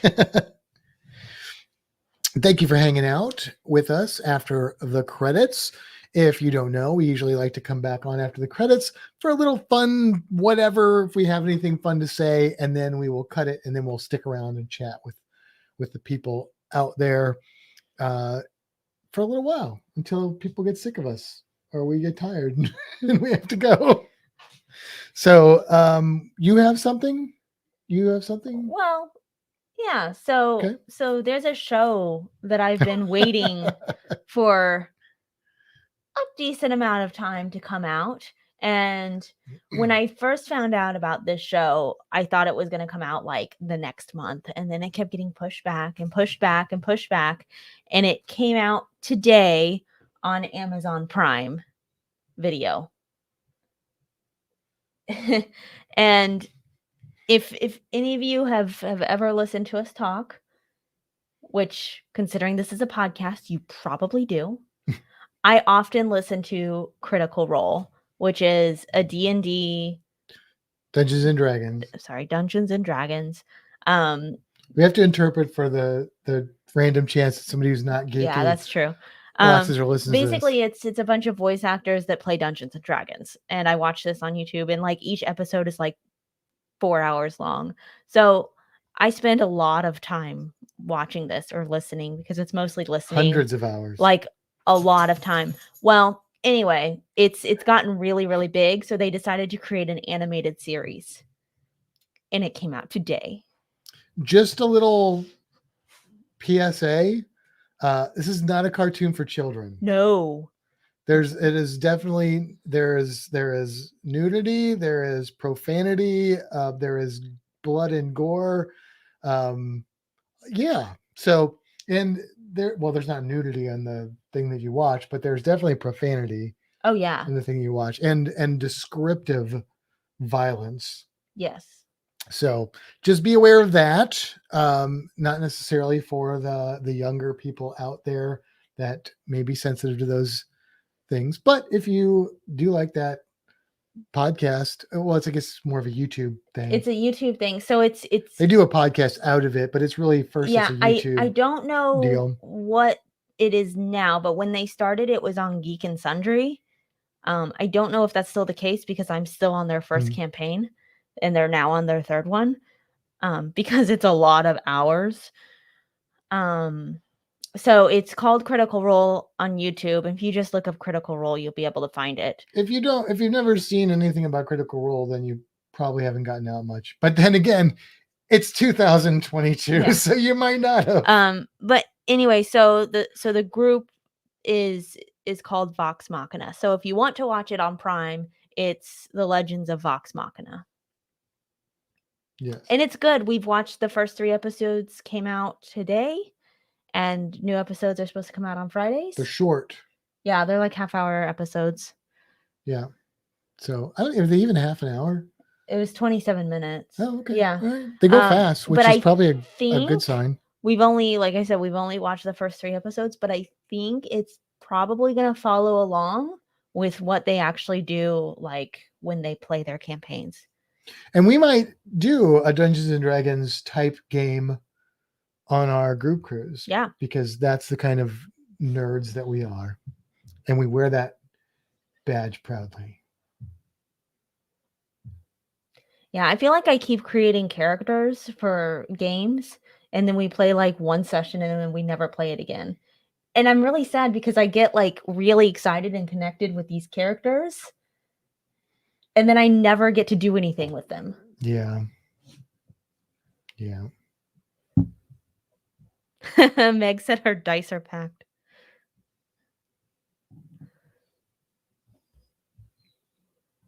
Is that long enough for the silence? Yeah, I think that's good. All right. So that will end the official podcast. And now we're just here to chat with folks and see what everybody's up to. Oh, let me show you guys this really cool. I have to sing a song. Oh, okay. My dice are packed. I'm ready to go. Sorry, that's all I got. Why are your dice packed, Meg? Are you moving? No, her dice are packed so she can take them on our cruise. I'm sorry. I'm a bit slow. I've had too much rum. Look at that. I haven't even finished my glass. I finished mine. This rum is so good. Yeah, it is. Todd said It's he's like a starting to play molasses again. flavor. Oh, cool. Do you play in person or virtually? We started playing a virtual game with some friends, and I was hoping that would give me confidence to run a virtual game, because I know there are people in our community that are interested in playing. But we've only played one session really, and then we haven't played anymore. So I don't know if that's just because people have been busy or if that game's over. But it was fun for a day. Meg said she doesn't play at home. Her dice are always packed. Todd says he has to figure out how to go on this cruise. Right, Todd? Come on. Yeah. Come on. You can make it happen. It's more than a year away, which means there's plenty of time for paying. Mhm. Plenty of time to ask off work. You know, yeah. Yep. So speaking of cool geeky stuff, we've been doing all the 3D prints. This one though, let's see if I can, it's a face. Come on, look at it. There, it's got it. Look at that. This is like, it's a solid resin print, so it's kind of heavy, and I can't hold it straight apparently. Yeah, can't wait to paint this. Yeah, I was this sucker. afraid. It's like a caricaturized version. I don't love know it. how Love to it. do. He bought this file, and I don't know how to use like the slicer that well yet, or like what makes sense for like hollowing things and supports and stuff.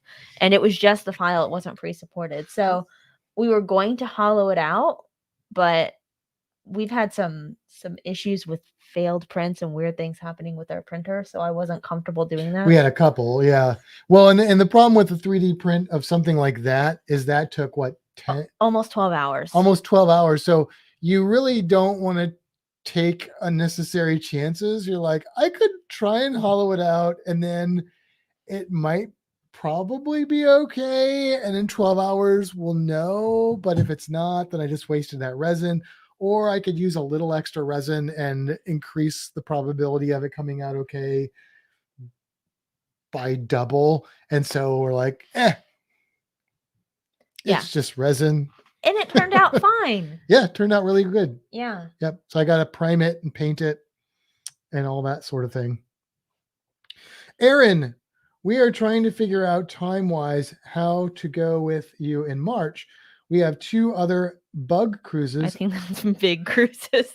I hope they're not. I hope it is bug cruises. I really hope it's bug cruises planned that year. I know there's so many cruises, so little time. Like we have people that we have several friends that are always like, oh, we're going on this cruise. You should come. And it's never that we don't want to, but it's like, there's only so much time we can cruise. Kevin says, I played once in junior high. After playing for 3 hours, my buddy killed me and stole my gold. I came the conclusion. That D&D sucks. Oh, so Kevin, your friend sucked. That is not how D&D is supposed to work. D&D is typically very much a cooperative game, and the person running the games, their objective should never be to kill the party.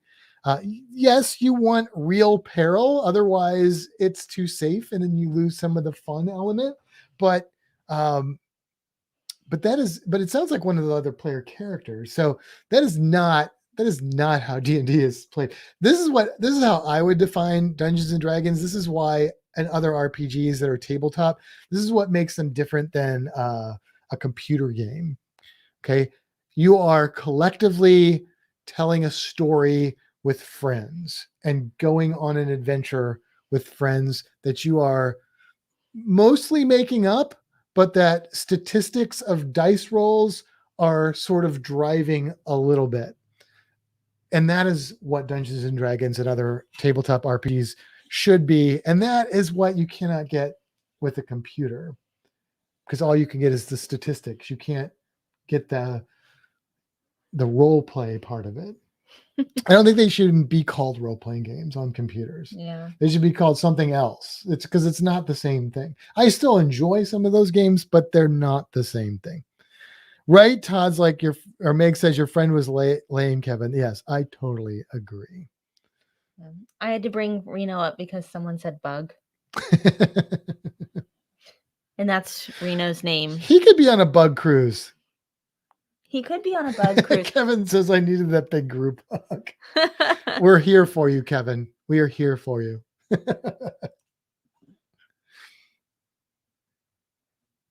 Why are you? He's staring at me like he's like something totally weird. into you. Thank you, Reno. I think he just wanted to smell the rum on my breath. You think? Oh yeah, look at that. He's a whiskey dog though. Yeah, well, he likes rum too. All right, say bye, Reno. He has the same taste in liquor that I have: rum and whiskey.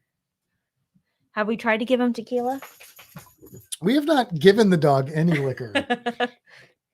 Are there Jurassic Park themed D&D games? I mean, you can make a role-playing game with anything you want. I will say this. There are lots of dinosaurs, like actual dinosaurs in like the monster manual, which is where you get, and there are a lot of creatures that people create and they just I was going to say put statistics a lot of the minis and stuff that we print. There's a lot of, there's several. You can get like the packages. Minis. Well, yeah, but the packages that we get will come with like statistics. That's the word. Yeah. Yeah, for whatever creature they've decided. So, yeah. Yeah, so you can make a role-playing game out of there are all sorts. I mean, there's role-playing games for any sort of genre you can imagine. And you could easily make a Jurassic Park-ish. Yeah. One of the worst role-playing games I ever played was a zombie game where you played as yourself and you had to give yourself statistics based on your actual physical and mental prowess. And I played this with aquarium people and one of my friends who might as well be an aquarium person. And so we had plenty of biology, but we had very little in the way of physical skills. And we had very little in the way of like mechanical skills. It did not go well at all. So yeah, it did not have a good outcome. Billy said, are there cruise themes D&D games? There could be. Yeah. So I did run a no, I didn't. Did I run that game or did I play in that game? I think I played in a game that was another zombie RPG, and it took place on a cruise ship.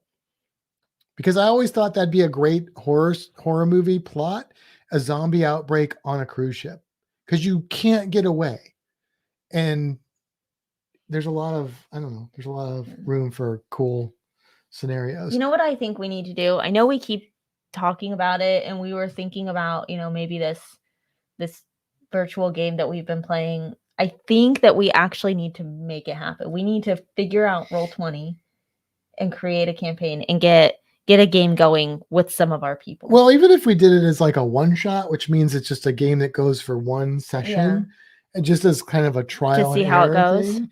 And even if we can't get Roll20, like even if we just did it on Zoom with like a share screen. Oh, we could do that. Because most of Dungeons and Dragons historically is what we call theater of the mind, which basically is a fancy way of saying use your imagination. Nowadays, a lot of it is done. Well, not a lot of it, but hi, Cindy. But aspects of it are done with maps, with little minis and stuff like that. We can print everyone's minis. But we could do a gridded map and a share screen, and we could move people's things around to where they want to be, or because I don't know if we could have them move their own. I don't know. We could. There's ways we could make it work that are easier or more difficult. Hello, Cindy. Well, we assume it's Cindy. It might not be Cindy. You don't know her husband's name? Doug. Could be Doug or could be You just Cindy. weren't saying it. Wow. You didn't know when you were trying to figure it out. I know Doug. You believe that? I tell you what we need to do. We've been saying this for a while, and there's a lot of people that I feel like we're in this category. We need to go and like hang out with the Spikers because they live fairly close to us. I feel like they've invited us to things and we've invited them, and the time just hasn't worked out. It just But never we do worked need out. to make it. She said it's always Cindy, but Doug is right here with me. Yeah, we need to get together. We need to do. resolve that issue. We talk about Circle. Actually, Matt and I were talking about going to Circle B maybe in a few weeks. Right. So we have this weekend. Next weekend we fly to the Midwest to see family. And then we're there for a week and a few days. But then that weekend when we get back, we're going to want to go to Circle B because my uncle passed away and he was a photographer, and I'm interested in photography. And so we had that as a bond.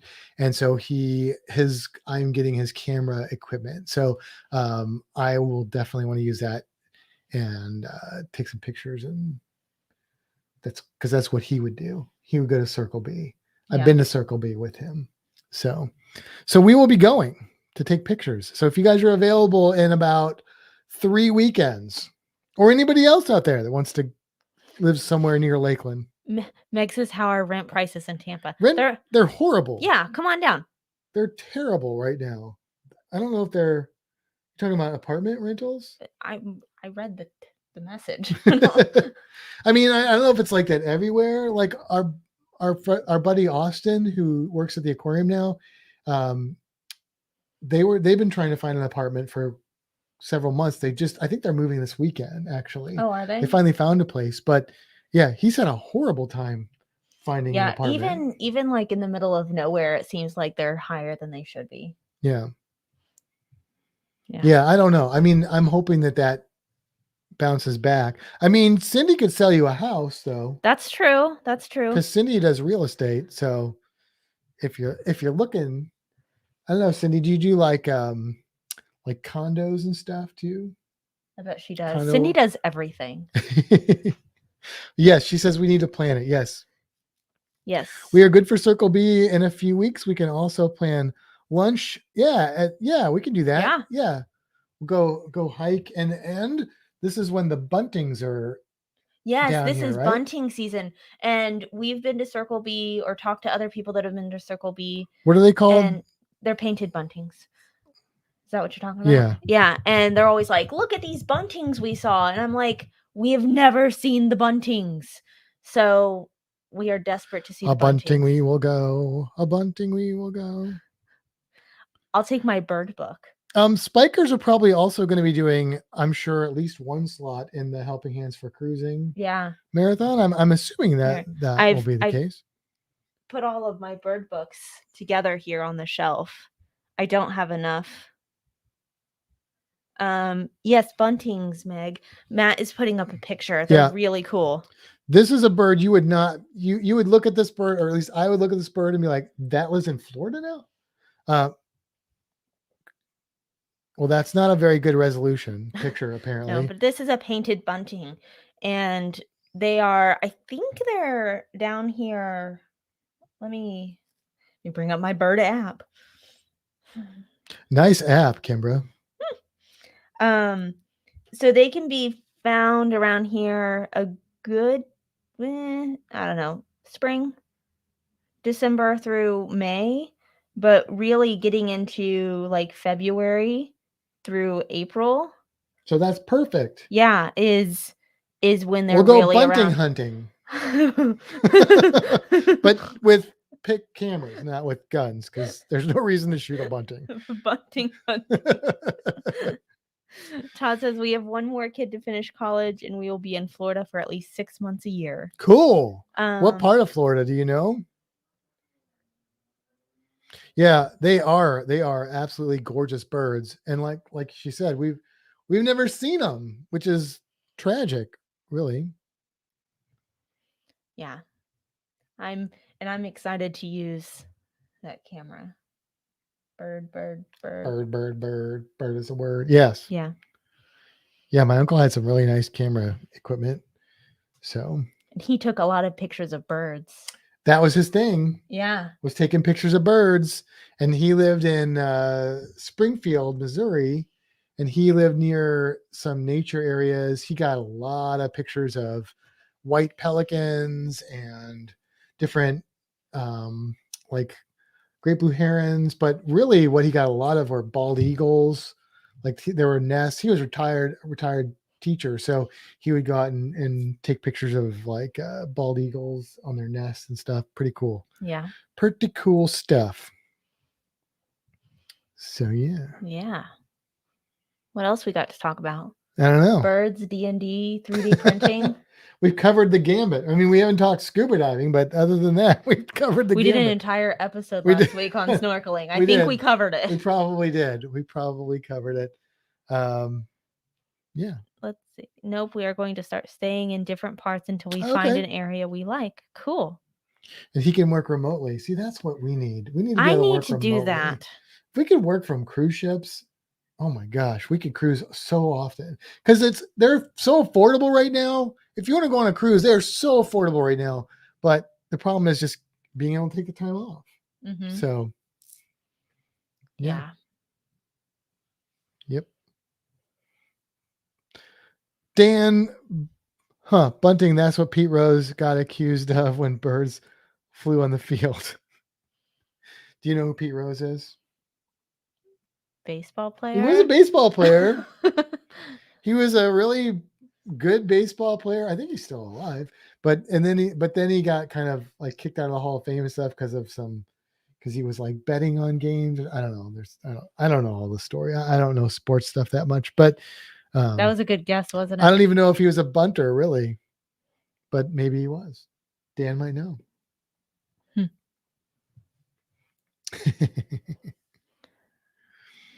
Yeah. Oh, Meg said group cruise. What's that? You want to talk about the group cruise? I think maybe she might have been hinting at Todd. Oh. To go on the group cruise? Or I don't know. Yes, Todd, sports ball. Sports ball. That's actually what I should have said. Look, I am wearing here. Kudos to anybody who can tell me what this shirt is from a television show. I'll give you a hint. This is 0G football. If anybody can tell me what the show is, I don't know if anybody will know. Meg might know. Todd, I don't know if Todd watches those shows or not. You know, I just realized that your shirt is red. That's why I'm not wearing the Cousteau hat. No. Because on my screen, it looks like a burnty orange color. Does it? Yeah, maybe a little bit. Yeah. And then I actually looked at you. Yeah, Meg was talking to Todd saying, join us. Got it. Join us. We'll do like an Evil Dead thing. Join us. I know you haven't seen Evil Dead. We have so much to fix still. So much to fix. You mean there's a lot of problems with me? No, we just need to get you a little more what's the right word? I can't think of the right word. Delved into geek culture. I'm not geeky enough. Well, I mean Red Dwarf. I like Red Dwarf. Yes, Meg. This is from Red Dwarf. Lister's favorite 0G football, which is, I don't know if that means soccer or American football. With it being Red Dwarf, I'd assumed more of a soccer game. And his favorite player, Jim Bexley-Speed, who played the roof attack position. I've seen Red Dwarf. He wears the shirt. There are two shirts that Dave Lister, the character Dave Lister, wears with the London Jets on it. One of them is yellow and has two like guys on it, like kind of, I don't know. They're doing. And then this one, there's a picture of him posing with Jim Bexley-Speed, and he's all like, and Jim Bexley-Speed's like, looks really annoyed, but this is the uniform. only it's like long sleeves, and they've got, Mm. and it looks like a more like American football. It's got like a spiky shoulder pads and a helmet, but since it's British, I assume that that it would be a more of a soccer type thing, but maybe not. Mm. Maybe not. Meg says that my geekdom is valid. Kevin said, get a job as a guest lecturer on a cruise ship. I'm sure you could come up with cruise creature lectures for different regions of the world. Oh, I would love to I've do been that. told the guest lectures travel free. I have heard that too. But can they bring me with them? Well, I mean, you could do lectures too. I'm not really a lecturer person. Yeah, well, work on that, because then you could go cruise for free. No, I would love to do that, because as you all know, I like to talk, and I especially like to talk about things like cruise creatures, and or you know, I went on a Holland America ship one time, and it was a lot of very much older people, but one of the cool things they had were they did have kind of lecture type things, and I know some of the other cruise lines have that as well.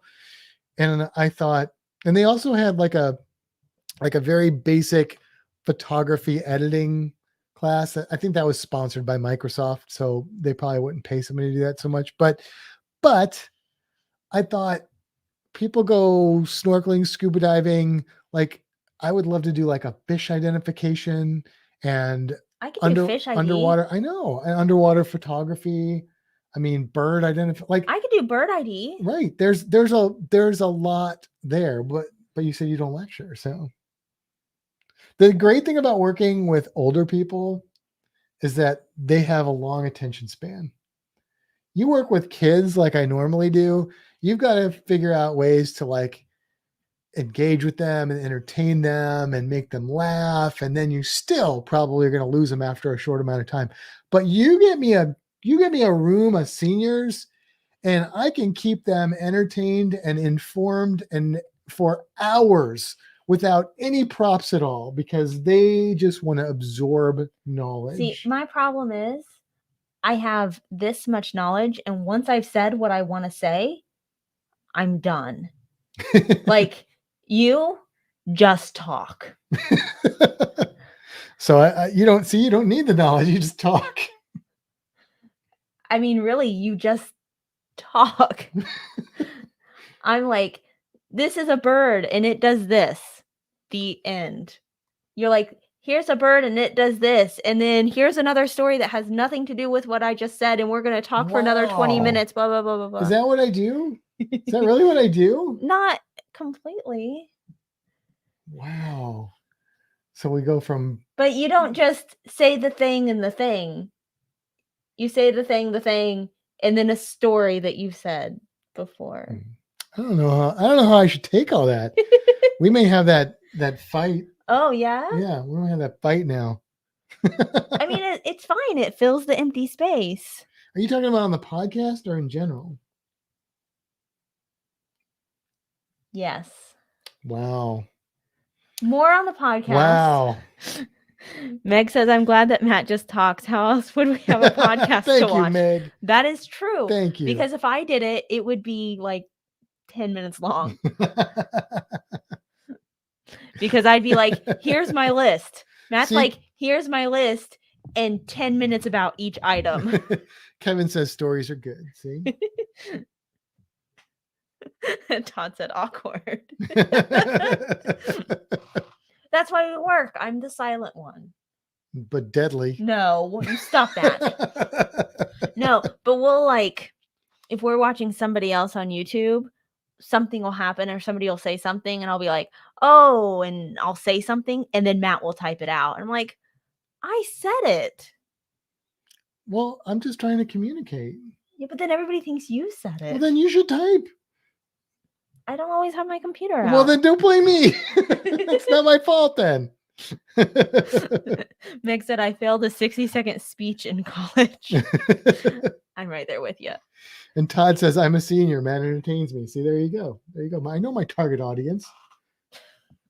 Todd's not that much older than me, I don't think. But I mean, so yes. See, Meg, I don't have that problem. Like, even before I was like teaching and stuff, I just could talk. Like I did reptile programs while I worked at a reptile store, and I took a college class on public speaking, and it was like the easiest class I've ever taken in my life. Like my final exam in that class was I had to stand up with something I was passionate about and talk about it for I think 2 minutes. And I was like, I only get 2 minutes. I brought a bearded dragon into the class, and I was just like, I don't even have to prepare for this. I just go. So needless to say, I don't know. I wasn't always like that. I could probably talk about Harry Potter, Yeah, see? but not like Tony. Like Tony talks and talks and talks Tony's about a Harry. wonderful communicator. Yes, Tony You is know great. why? Because he starts talking about something and then he tells stories that go along with it. And it just builds that.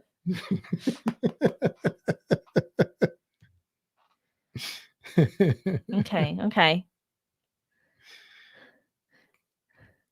Yeah. So That's fine. there you go. I mean, that's why I do the podcast with you. Because it wouldn't work if I did it by myself. Well, you know, whenever the Cruise Geeks ended and I was like, I really miss doing a podcast, for just the very beginning, it was just me. And because my idea, my concept, because I didn't know this would happen, was that I was going to do a solo podcast because I really like Always Be Booked. And I thought I could do a solo podcast, but with my own sort of personality and stuff. And then I would try and reach out and have different creators come on as like sort of temporary co-host. But that didn't work out because she started playing a bigger and bigger role. And I was like, you should just do this with me. And then she did. We still have people on, but then like, I don't know, the pandemic hit and we've had a few people on here and there, but not like I had originally intended. You know what the worst part of that is? I guess I'm doing that story thing you're talking about. But you notice it? I did. You I talk do. about one thing and then you jump into something else. The worst part is there are people out there that I really wanted to get on the podcast that I even reached out to. And then I was saving them because I didn't want to because I had some really cool people on the podcast early on. And we've had some really cool people on here. And I was kind of like, I didn't want to blow my wad all at once. You know, we get all the people. But then with the pandemic, like some of those people now we've never had on here. Like specifically, I'm thinking like Jamie and Sharon from Sharon C. And I think we did get Nurse Nancy on here. Yep, we got Nurse Nancy. I was going to say, because I thought that fell through at one point, but I think we ended up getting her on here. Because she did the first cruise. We've had Ship Show. We've had Para DJ on here. But there's still, you know, Life with Favor. I would love to get them on here. We've had Dave and Brandy on here. We have had a lot of people on here. Yeah, because we've done Alan G. Alan G. We've had Anne. Yep, Anne. Have we had Anne on here? Yeah. She was one of the first that came on. It was called Ship Shape with it, but she's called Life's a Journey now. She's due to come on again then. So yeah, there's just so many cool people. We've had Lovey on here. Yes. Absolutely. Also, speaking of lovely. Mike Lovely. Lovely's Fat Life. Anthony's channel is awesome. It's amazing. That kid is awesome. He is, yes. Also, Meg said the Kimbra and Meg podcast would be super quiet. I think we should do it. You know how many episodes we could get out? So many, because they'd be 5-minute long episodes, and we could do we could just record them all at once. Just do shorts.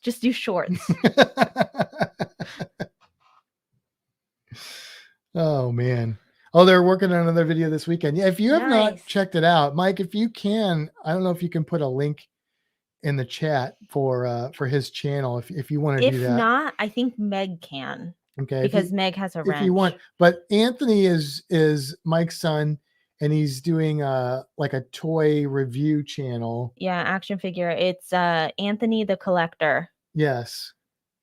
And Anthony is quite a card and just a wonderful young man. And so please go over and support him, watch his videos, subscribe to his channel. and tell your friends. Mike, does Anthony have a favorite action character? Oh, you want to print him? Make him a print? Secret's out. Well, I mean, yeah. Anthony's probably not watching this. So He might be. if you are, Anthony, look into my eyes. My eyes, not around the eyes, but in the eyes. You're under. You don't recall us saying anything about making you a 3D print of your favorite character that you can't find an action figure of. You're back in the room. Okay. We need to watch that show again. Anthony's upstairs, so there you go. Okay. Oh, he wants to add lots of horror stuff too. Oh, we could probably find something for that. Okay. Meg said we could edit. Message me, Mike, if there's somebody he really likes that you're having a hard time finding an action figure of, and we'll see. Remember if we can that find... talking thing? Sorry, we'll see if we get to find a 3D print and send it to you. Meg said we could edit the quietness out. That's a lot of work. Todd said if you edit the episode would be way too short. Favorites are Wonder Woman, Superman, and Batman. Okay. But you can find those. Is there something that he would think is cool that you can't find? Because there's a lot of 3D printables that are much more obscure than you would probably be able to find action figures of that you could easily buy, I would think. And especially if you like horror stuff, like if it's like classic horror or something like that, but even other things. Reno, stop it. Make him stop. What's he doing? He's licking his butt. Ew. Don't do that. It's gross.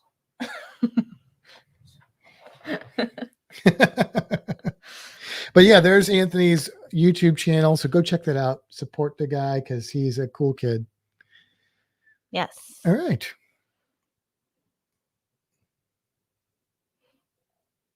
Oh, Meg said also, since we're here, I should probably plug in my computer before it does. Was that like the start of also since we're here? I don't know. Also, since we're here. Oh, Lovey's Fat Life. Oh, there you go. Go watch him. Yeah. He's on Thursday nights, right? I think so. Yeah, Thursday nights. Yeah. Yeah. I can't keep track of when people are on. We're so bad about watching lives too because we have too many hobbies and we're always busy with stuff. We didn't talk about archery. No. There's our thing our newest hobby that we didn't talk about. That's true. We haven't. Well, we went Sunday. Yeah, we went Sunday and shot. Yeah, that was fun. Yeah, we shot some arrows. Oh, there's a hammer opportunity. Yeah, I thought it was a wrench. But everybody says hammer. Okay. I think Tony started that. What is this person even trying to accomplish? Like, what is that? Nobody's going to click on that. It's not even a link. Like, what? I don't know. What is the point? Like, it's not like some people are just trying to be offensive or rude or start people fighting. I don't even know what to do with that. I was gonna say, wow, we're finally big enough that we're getting whatchamacallits? Trolls? Yeah, that for the 12 people watching us. I wonder if you can keep them on until the sun comes up, if they'll turn to stone. Oh, maybe. It's only certain types of trolls, though, I think. I don't know. That's how the hobbits and the dwarves got out of it. I know. Okay. But I don't know if it works with these kinds of trolls. I don't either. They probably are stoned already. Which look, there's a rant I have. Okay. You know what I'm going to say. I do. Look, I don't smoke marijuana. I've never smoked marijuana. I don't necessarily have a problem with people smoking marijuana, but so I don't care that it gets legalized or what. I don't care. I know statistically it's probably less dangerous than alcohol and stuff. But what I do have a problem with is that the entire planet now smells like hippies. It's like pot smell everywhere. We were driving home yesterday and it was traffic because there's like some road construction going on. There was a convertible car in front of us And there was so much pot smoke. Our windows were up. Our heater was on because it was, 50 in Florida. And there was so much pot smoke coming out of this car that like our entire car, I probably got a contact high from just breathing it in. Because by the time I realized that, it was coming in and switched the vent to just recirculate, I'm like, if we got pulled over right now, they would probably make us get out of the car and search the entire vehicle. Or maybe they just don't care anymore. I don't know. Every day when we walk at lunch, we walk through like 3 clouds of marijuana smoke. If you want to smoke pot, fine, but do it somewhere where I don't have to smell it. That's all I'm saying. Like if you want to smoke cigarettes, do it somewhere where I don't have to smell it. Sorry. Yeah. And the truck next to us was like playing some, I don't know, what did we decide? Like Mariah Carey? Like blasting it. So like It's like very we strange. were like getting high and listening to my Mariah Carey from like a diesel truck, like pickup truck. Whenever we see big pickup trucks, we always go diesel left because that's just what we picture them people like. But this was listening to like 90s pop music or something. It was surreal. Maybe it was like diva pop, not like just poppy pop. Yeah, it might have just, maybe we did get stoned and that's what we imagined. Maybe. But it wasn't. I mean, I don't think marijuana is like a hallucinogen. So I don't know. But none of this was by our own choice. We were forced to experience this. Yeah, Mike, it's not legal in Florida, but I think it's been decriminalized, which from my very mild understanding of what that means is that you just don't really get in trouble for it anymore, or it's like a misdemeanor, or they're not going to like bother you unless there's something else going on. I don't know. I like I said, I don't smoke it, so I don't really pay that close of attention. I've never had a problem with people legalizing it, but I didn't realize that the entire outside area was going to smell like pot. Like we even smelled it one time at Circle B, like the nature park. Yeah. We were walking around and there were like some, probably early 20s or teenagers or something walked by and it's like marijuana in the park. I'm like, you shouldn't even be smoking in that park, period, probably, because fire and, park is probably not a great idea, nature park. But yeah, I'm just like, come on, just go over there and do it. I don't know.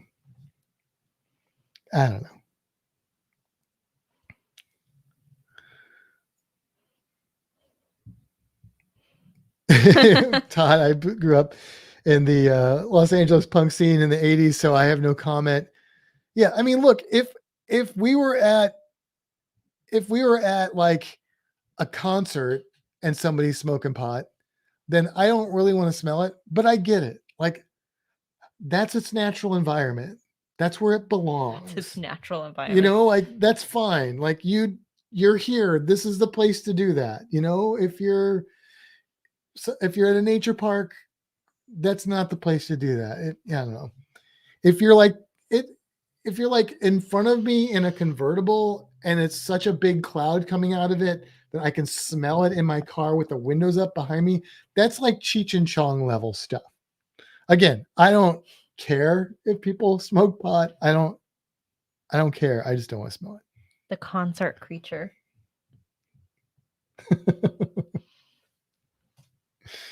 Well, and like our neighbors smoke pot. They haven't for a while, but they would go out on their balcony and smoke it.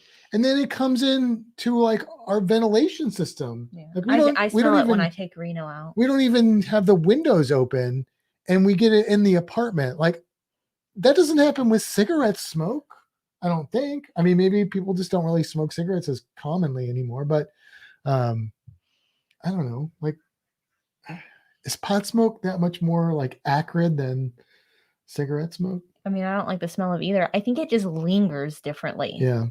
I would say that I dislike the smell of marijuana less than I dislike the smell of cigarette tobacco. I like the smell of pipe or cigar tobacco. Yeah. But it's still not a good smell.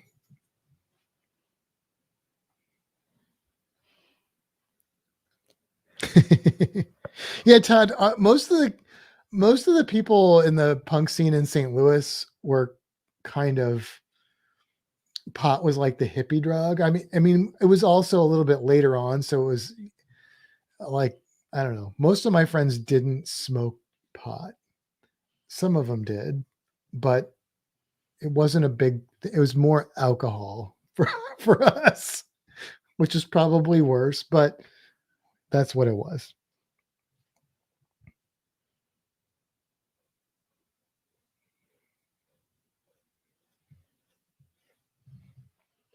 The dog keeps bringing his toys in here. That's what he does. This dog has more toys than any dog I've ever known. I don't think that's true. How many toys does Reno have? Like 3. 3? He has more than 3 of these brought in since we've been talking at the end of the I podcast. see 2 in here. I'm sure there's more. I'm sure he's got more tucked away. He has a toy box that is loaded with toys. And I've gotten rid of most of them. And he still has, like... He doesn't have that many toys. Until we started printing minis, he had more toys than us. That's not true. Have you seen that wall?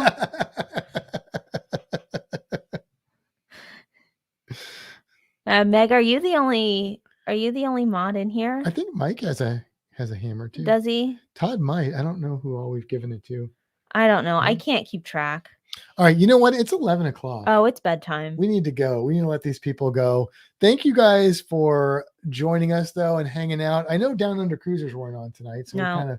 maybe we filled their space. I don't know if anybody from their podcast was in here, but yeah, thanks for hanging out. We will probably do the podcast maybe either Thursday or earlier Friday. Yeah, because we are flying out early Saturday morning. Like 6 a.m. But we also have to do things like dropping off lizards and dogs. So it's going to be hard to find time. Because we don't have Friday off. No. Are we still going to do our original plan and do it Saturday with your friends? Oh, yes. Yes, we Forget are. everything I just said. We're going to hopefully do the podcast from Indiana next Saturday with some of her friends who have cruised. Yeah. So that'll be fun. Yeah. Yeah. Okay, cool. Cool. All right, guys.